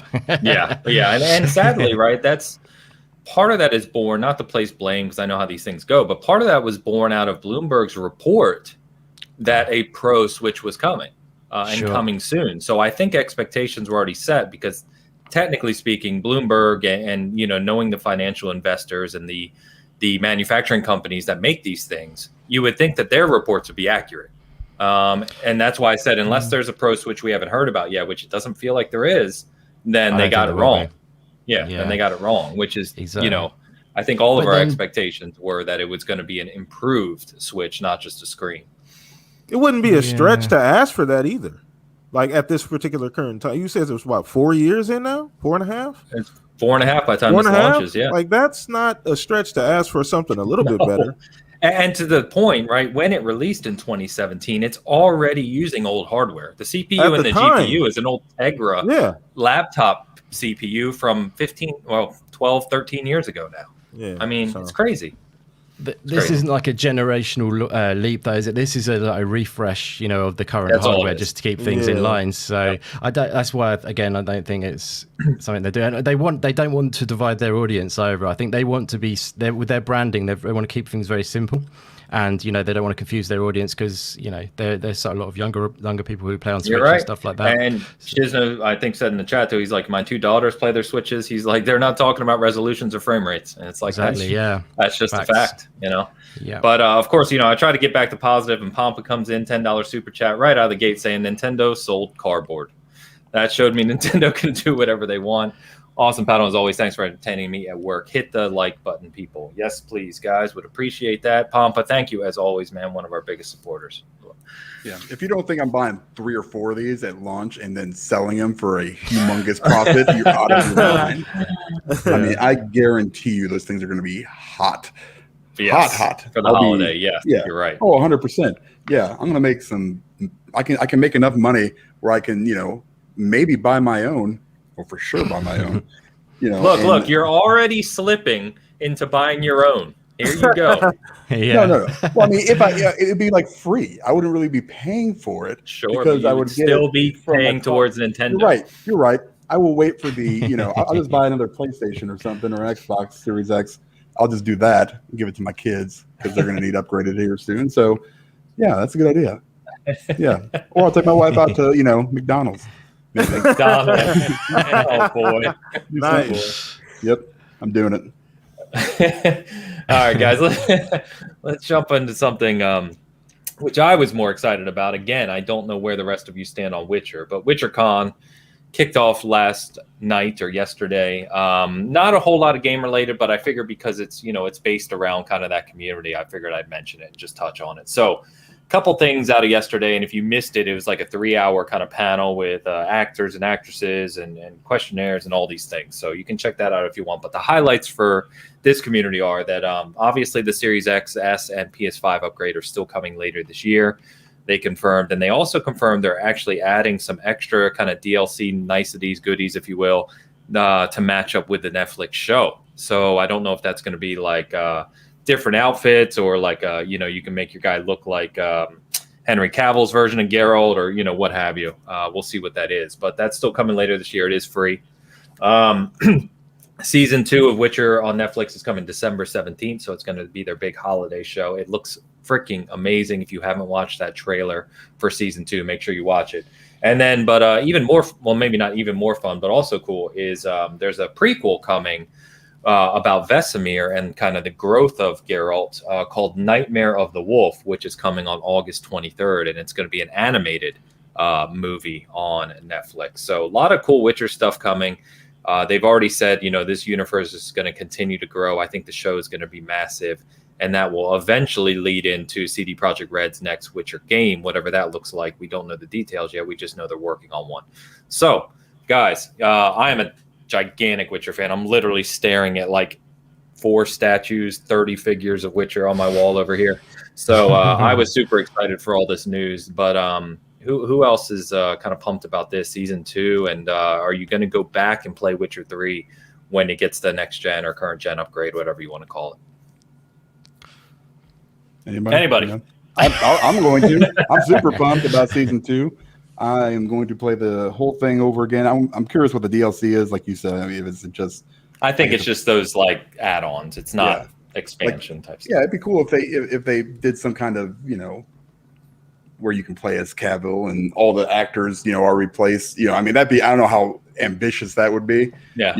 But yeah, I mean, I'm I'm totally down to play it again. It's one of the best games of all time. It's, top 3 for me. It's so, and whatever it's going to be running at, as long as these are all free upgrades. Yeah. Fantastic. Yeah. I'm down, man. Not so much with the animated prequel, but I'm not that deep. I'm like, aim deep in this stuff. But Your game I do. level. Right. Yeah. Game and the series on Netflix is amazing. Yeah. So yeah, I'm totally down. Yeah. Yeah. I can say I'm excited as well. I'm excited, the free upgrades. Obviously, people think, Witcher 3 is held in very, very high regard, except the standard last generation. So obviously I'm excited about that. It's dope that the upgrades are free. That's super dope. The DLC is interesting. It's ironic because when they do DLC, they do DLC. Like the Witcher 3 DLC, arguably those DLCs were larger than some standalone games. Amazing. Individually, to be honest, in download size as well as in scope and things you could actually do within the DLC. So if whatever it may be, seems like it's going to be associated with the show, which is dope. Obviously any type of tie-in with the show is dope. I haven't caught up with the show, to be honest with you, so I got to dive into that. But as far as what I've seen from the trailer, it looks exciting. So I'm a big animated fan, so I watch a lot of animated stuff from animated, just I don't know, comic related stuff, Spider-Man, things like that. But okay. So yeah, I'm overall excited. The Witcher 3 is something that we always look forward to. It is it is nice to hear that they're greasing the wheels for their next Witcher game. So I am excited to see that. They're in rare form right now, and this is good sign that everybody's on the same page, and that's always good to see. Yeah, and if you haven't watched the first season of Witcher, it's a little campy. I really enjoyed it, but it's got some kind of funny elements to it. And the one thing to be aware of going in, which I don't think they kind of announced ahead of time, is it's following the books, not the game, right? Witcher 3 is very late in the kind of Geralt and Ciri timeline. The books start far, far earlier. And the first 2 Witcher books are actually short stories. They're not like novels. And so what they did with Witcher, the series, is they kind of played into that. And what it does is it jumps timelines a lot. So when you first watch it, if you're not aware of that, it can be kind of confusing because you're like, wait, why are they alive now? They were dead 5 minutes ago.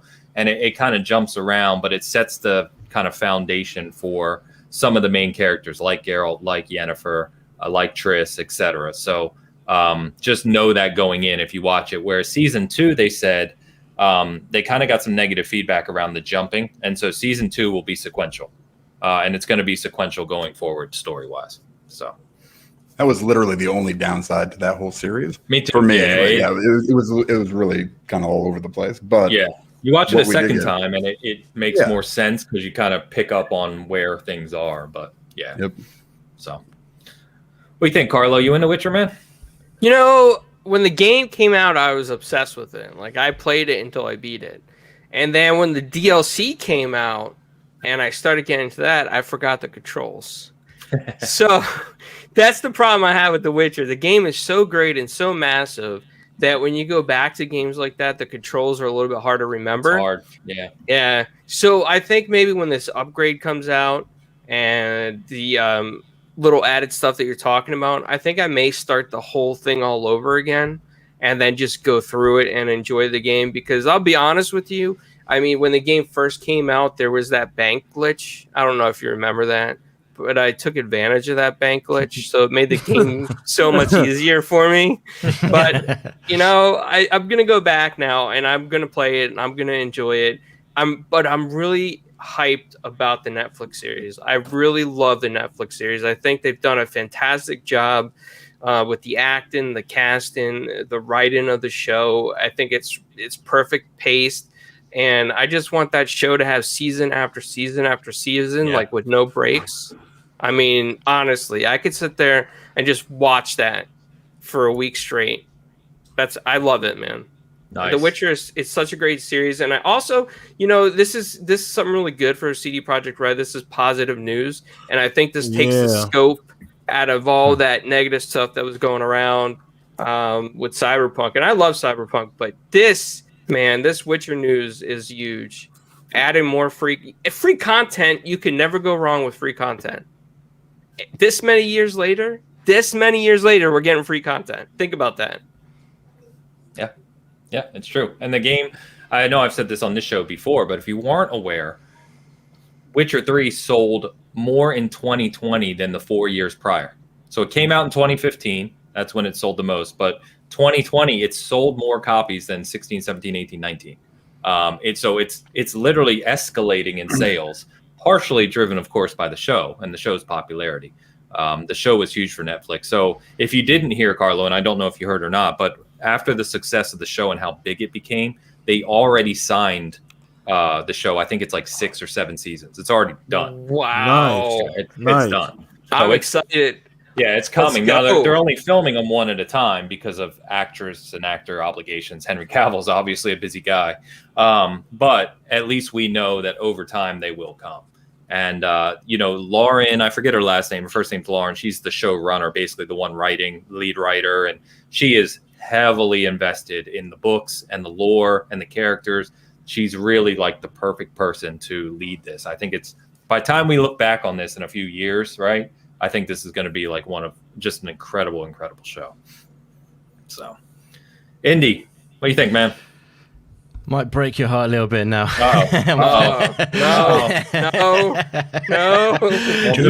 Oh, I do have my finger over the remove button. Just like, I thought you might say that. 2 topics running is not a good way to go, is it? when you're not liking what I'm saying. But yeah, so I mean, I've never dived into The Witcher 3. I'm afraid.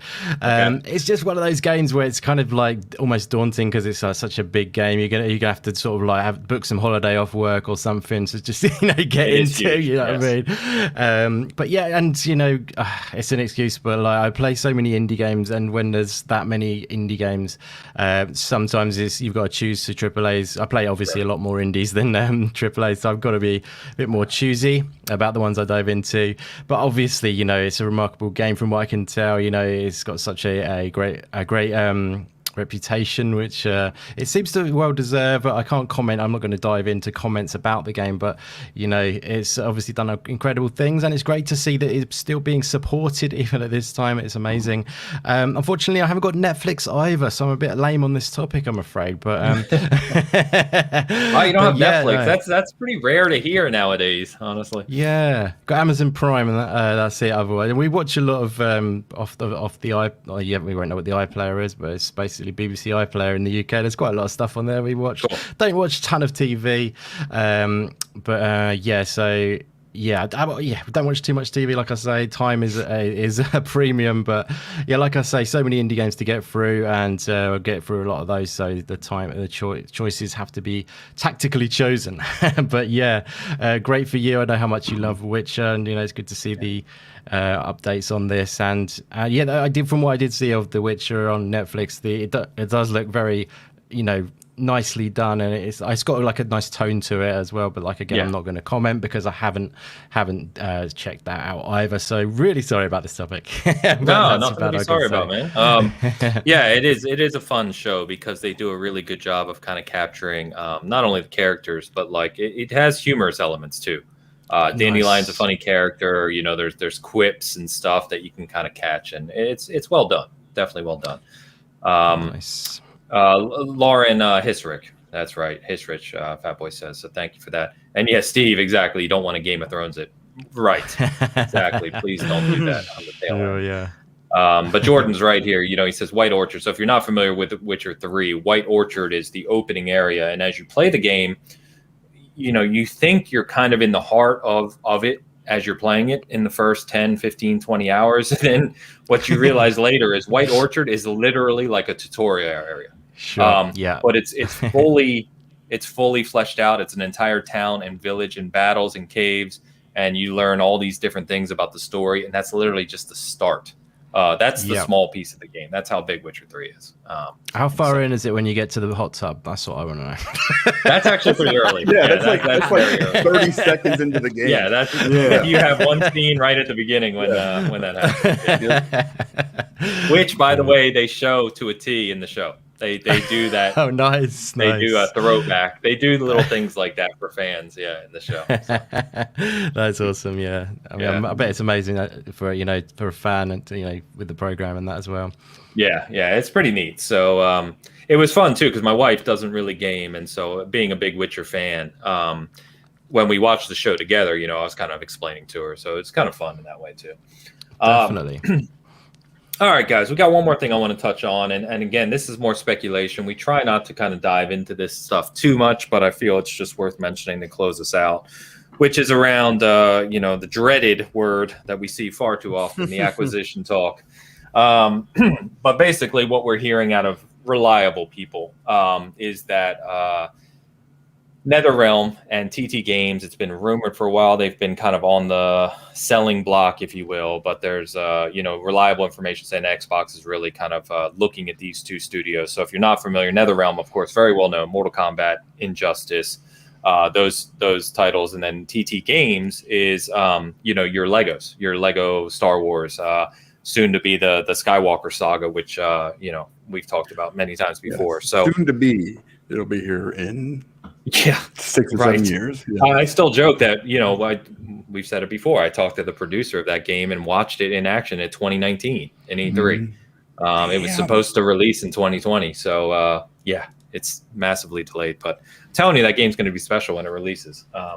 If it releases, anyway. So this is kind of interesting because as I was thinking about this, Bethesda is a long conversation we've already had many times over. But these are two studios that create games that for generations now have been on all platforms, very widespread, right? TT Games is very family friendly, obviously the Lego games, what have you. And then NetherRealm, Mortal Kombat goes without saying, been around for decades. Injustice was obviously very big. There's the rumor that they're working on a Marvel licensed some version, fighting game in the future. And a new Mortal Kombat is obviously inevitable in the coming years. It would be, if this follows the path, and if these rumors, as always in speculation, come true, and it follows the path that we've seen out of Bethesda and other studios where these would be moved to Xbox and PC only. What do you guys think about this? Are you... one, do you like seeing these types of things, or do you have a different opinion? Because I was talking to Luke and Joe about this morning, and Luke brought up a point where it's like, obviously from a business perspective, we get it. You need studios, you need content, you want to bring people to your platform. That goes without saying. I think we all understand that. But at some point, does it frustrate you at all? Or not frustrate you, I don't know the word I'm looking for. Does it concern you to see like a kid who may only have a PlayStation, right, suddenly not be able to play the next Lego game, or something like that? Does that bother you at all, or you just kind of look at this as it is what it is? Xbox is pretty generous with the way you can access their ecosystem now between Xbox, PC, xCloud, Game Pass. It's part of business. I mean, any thoughts on this, guys? Do your thing, man. Buy what you're gonna want. I don't care about that kid. You got a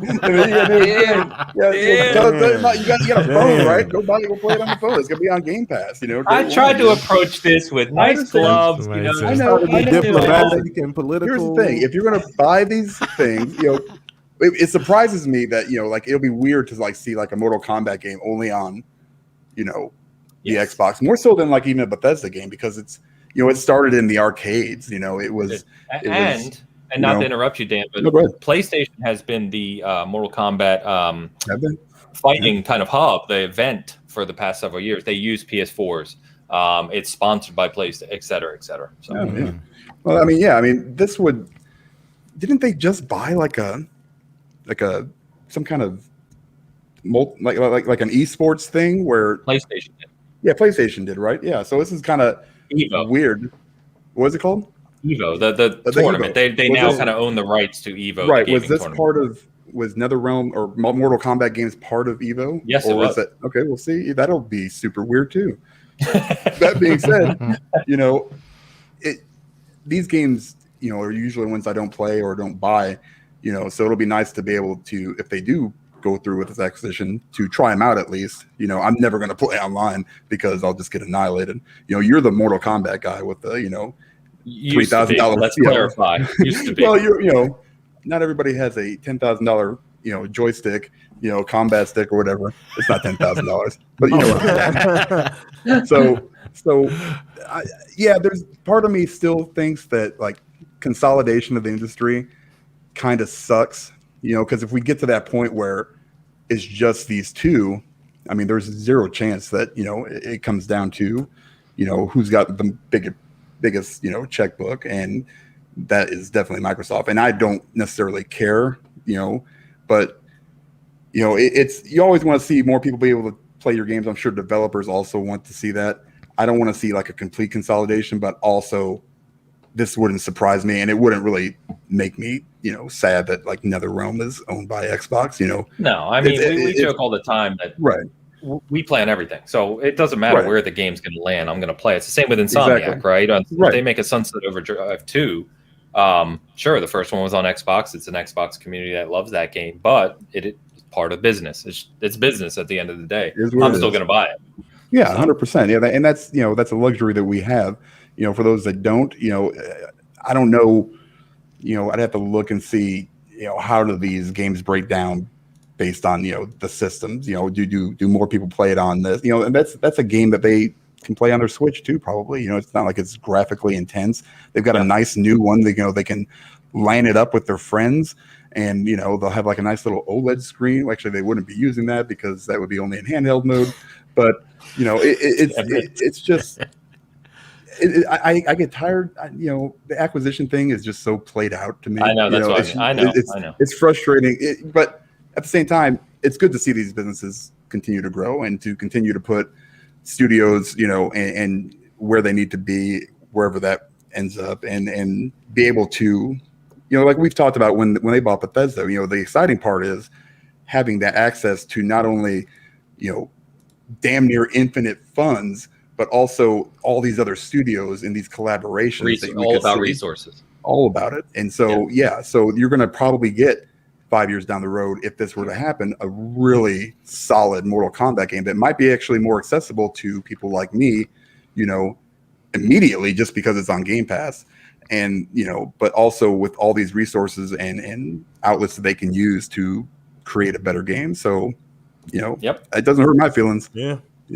That's the exact point I was going to touch on, Dan, is exactly that. Is at the end of the day, developers want creative freedom, and they all wish they had endless time and resources. Right. And while that's never going to come to true reality, what we're seeing out of the PlayStation first-party studios and the Xbox first-party studios is they are leaning into that, giving more freedom, giving more resources, sharing technology, and we're the ones that benefit from it. So at the end of the day, that's kind of how I look at it too. You guys, any of you have different thoughts on this one or opinions? I do, yeah, go, man. So I think that NetherRealm is a very strong possibility. I think that Xbox has been looking at WB for a while now, right? And looking to see if they could liquidate the assets or whatnot. That's just a theory I have. So I think that this rumor is probably very close to the truth. And one thing that we got to think about, if they get NetherRealm, they have the opportunity to ask NetherRealm to help develop a Killer Instinct game. Come on, that's exactly where I was going, man. And I mean, who else better than NetherRealm? They're experts at this kind of stuff, right? And with all the assets and the money, with Xbox Game Studios, NetherRealm would have the potential to take as long as they needed. And this, another thing too that we need to think about, and a lot of people don't realize this, but Marvel and Xbox and Disney are very closer than a lot of people think, right? Most people think, oh, well, Spider-Man's on PlayStation, so Marvel's closer to PlayStation. That's not really it. That just has to do with the movie rights, and Marvel is trying to get Spider-Man kind of back, right? So they're trying to be nice to PlayStation. But I think if you look back throughout Xbox's history, you'll see that they've done stuff with Black Panther, the Wakanda stuff, the special consoles. You'll see the Disney Plus subscriptions.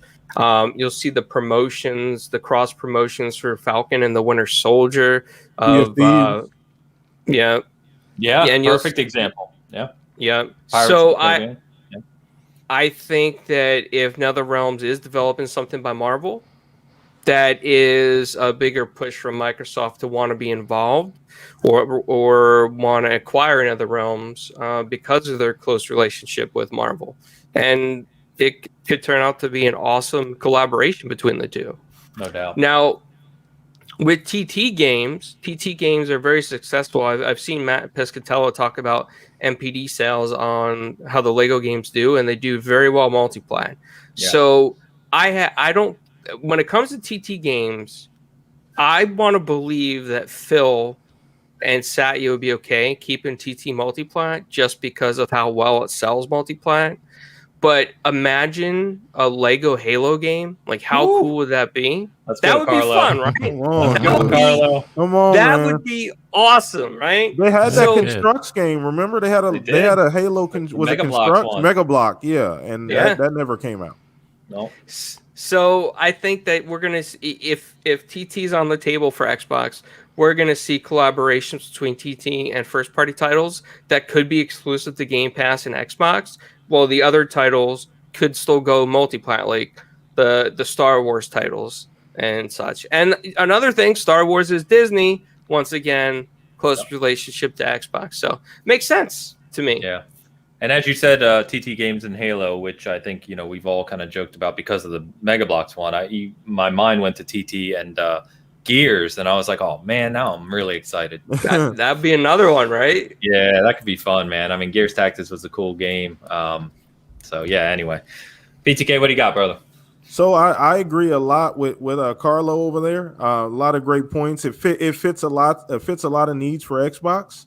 Now, do I think it's going to happen? I mean, obviously, that still remains to be seen. We don't know, but I definitely think that they've been looking. To think that they haven't been, that's a bit naive. They're a multi-trillion-dollar company. That they'll any opportunity to improve the platform. We've all seen Satya, up front and center stage, supporting the platform more so than ever. So, I don't think there's any, issue with the bag as far as getting to the bag and getting no seriously getting done what needs to be done to support the platform to grow Game Pass and to get where they need to go, to get to Phil's and Satya's vision. So I think all of those possibilities are open. So NetherRealm is interesting. You stole my idea, clown. You right out of my head, brother. So I think that's a great. I mean, who better else to make the game?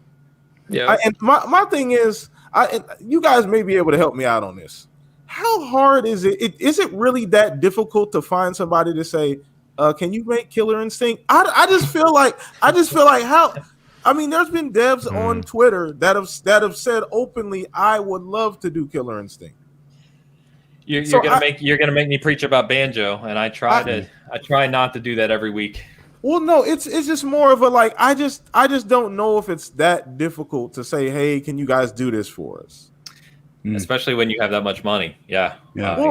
Even just take away the money, the IP itself, just to get the opportunity to work on that type of game. Like, I don't know, man. Maybe you guys have a different.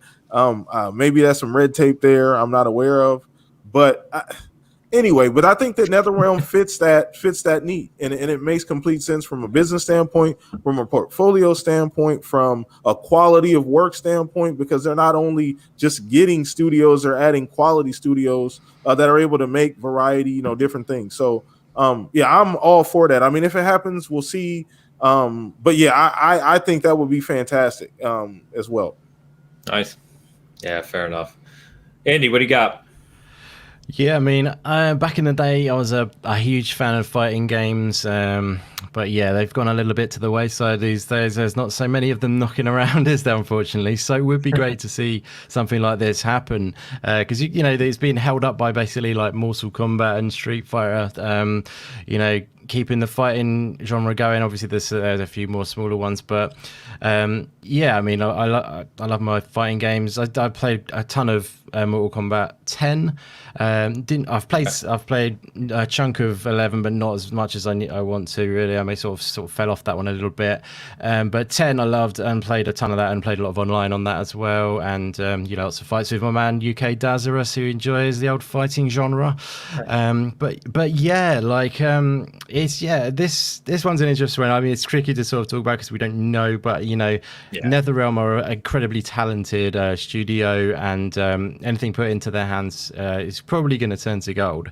But yeah, like it's an interesting one. It would be good to see some sort of fighting game for Xbox, and because they had Killer Instinct as that back then.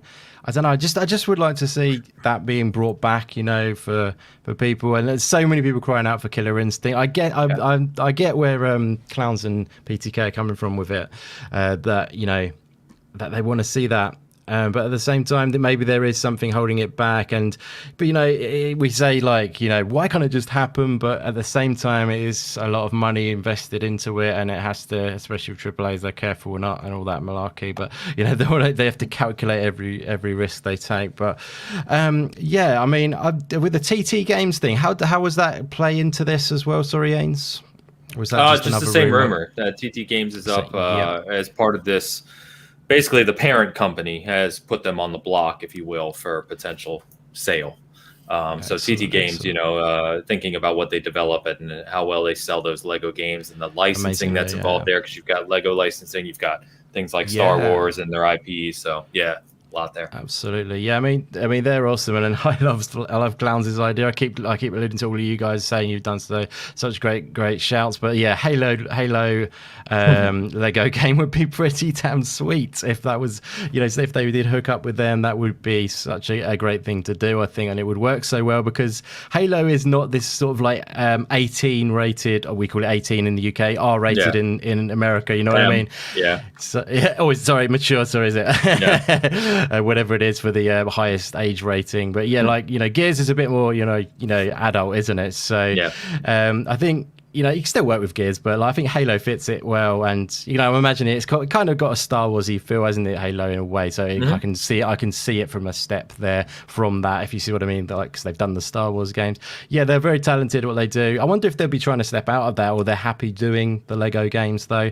I don't know if that might be some sort of whether they would be looking to get out of their normal sort of archetype or whatever. But no, I mean, it's a great acquisition to take on. It's hard sometimes because my channel is kind of geared against the kind of locking down exclusives and stuff. It's kind of more about so when anyone says which studio would you love to see Xbox buy, I'm always I'd like them to stay independent. You know what I mean?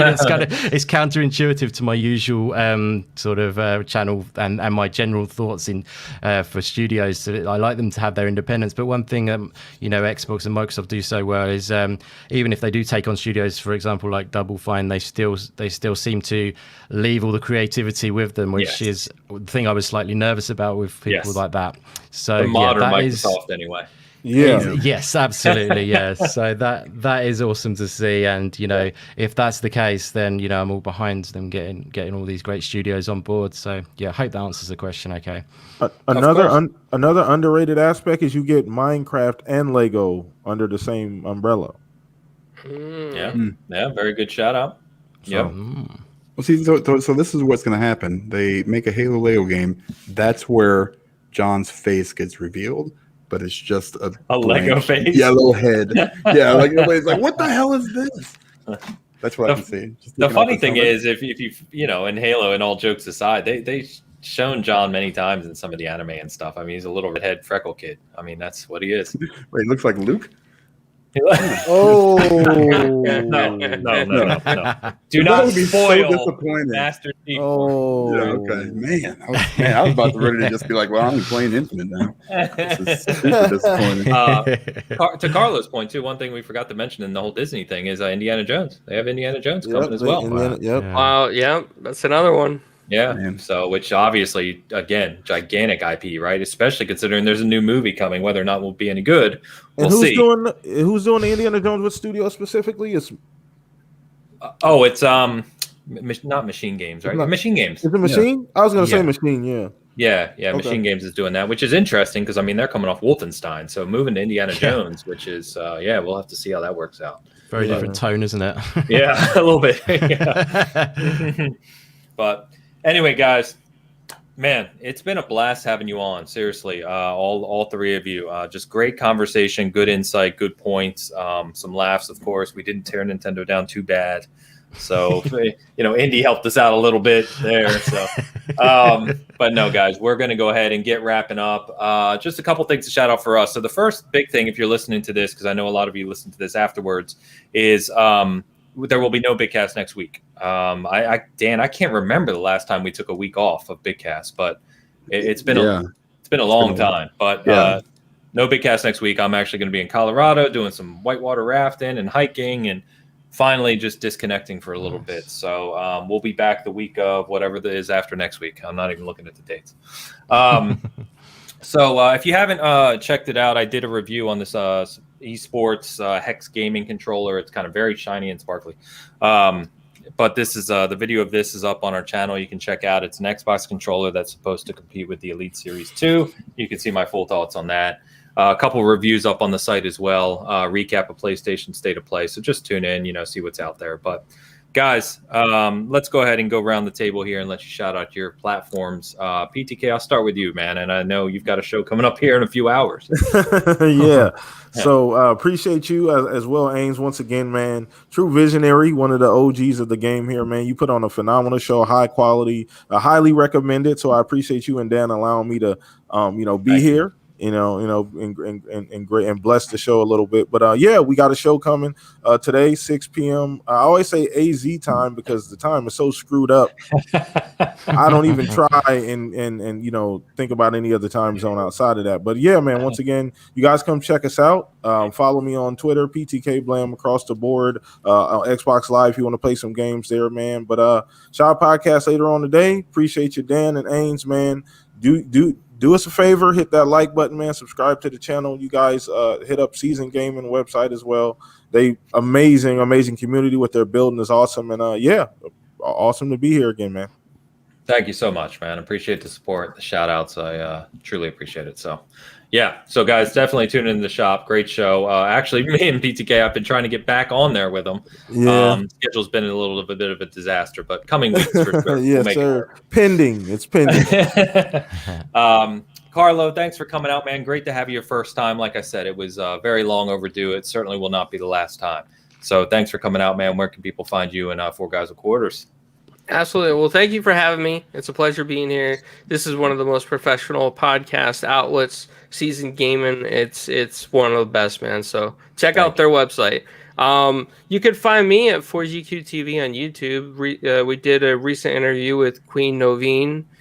Crummy, she's going to be in the upcoming game Redfall. That interview released today. Congrats on that too. That was awesome, brother. Yeah, man. Oh, thank you. We have an interview coming up with Mark Brooks, the legendary comic book artist from Marvel. Oof. And we actually have some other stuff in the works, waiting to hear back from publicists and agents. But every day we're working on another interview. So just check us out. Nice. That's awesome, man. Yeah, I didn't realize that was publishing today. I can't wait to check that out. I can't remember the name of the character she plays now. Layla. Thank you. Yes, but that character made a hit right away, right after E3. So, and we did a write-up on Redfall recently too.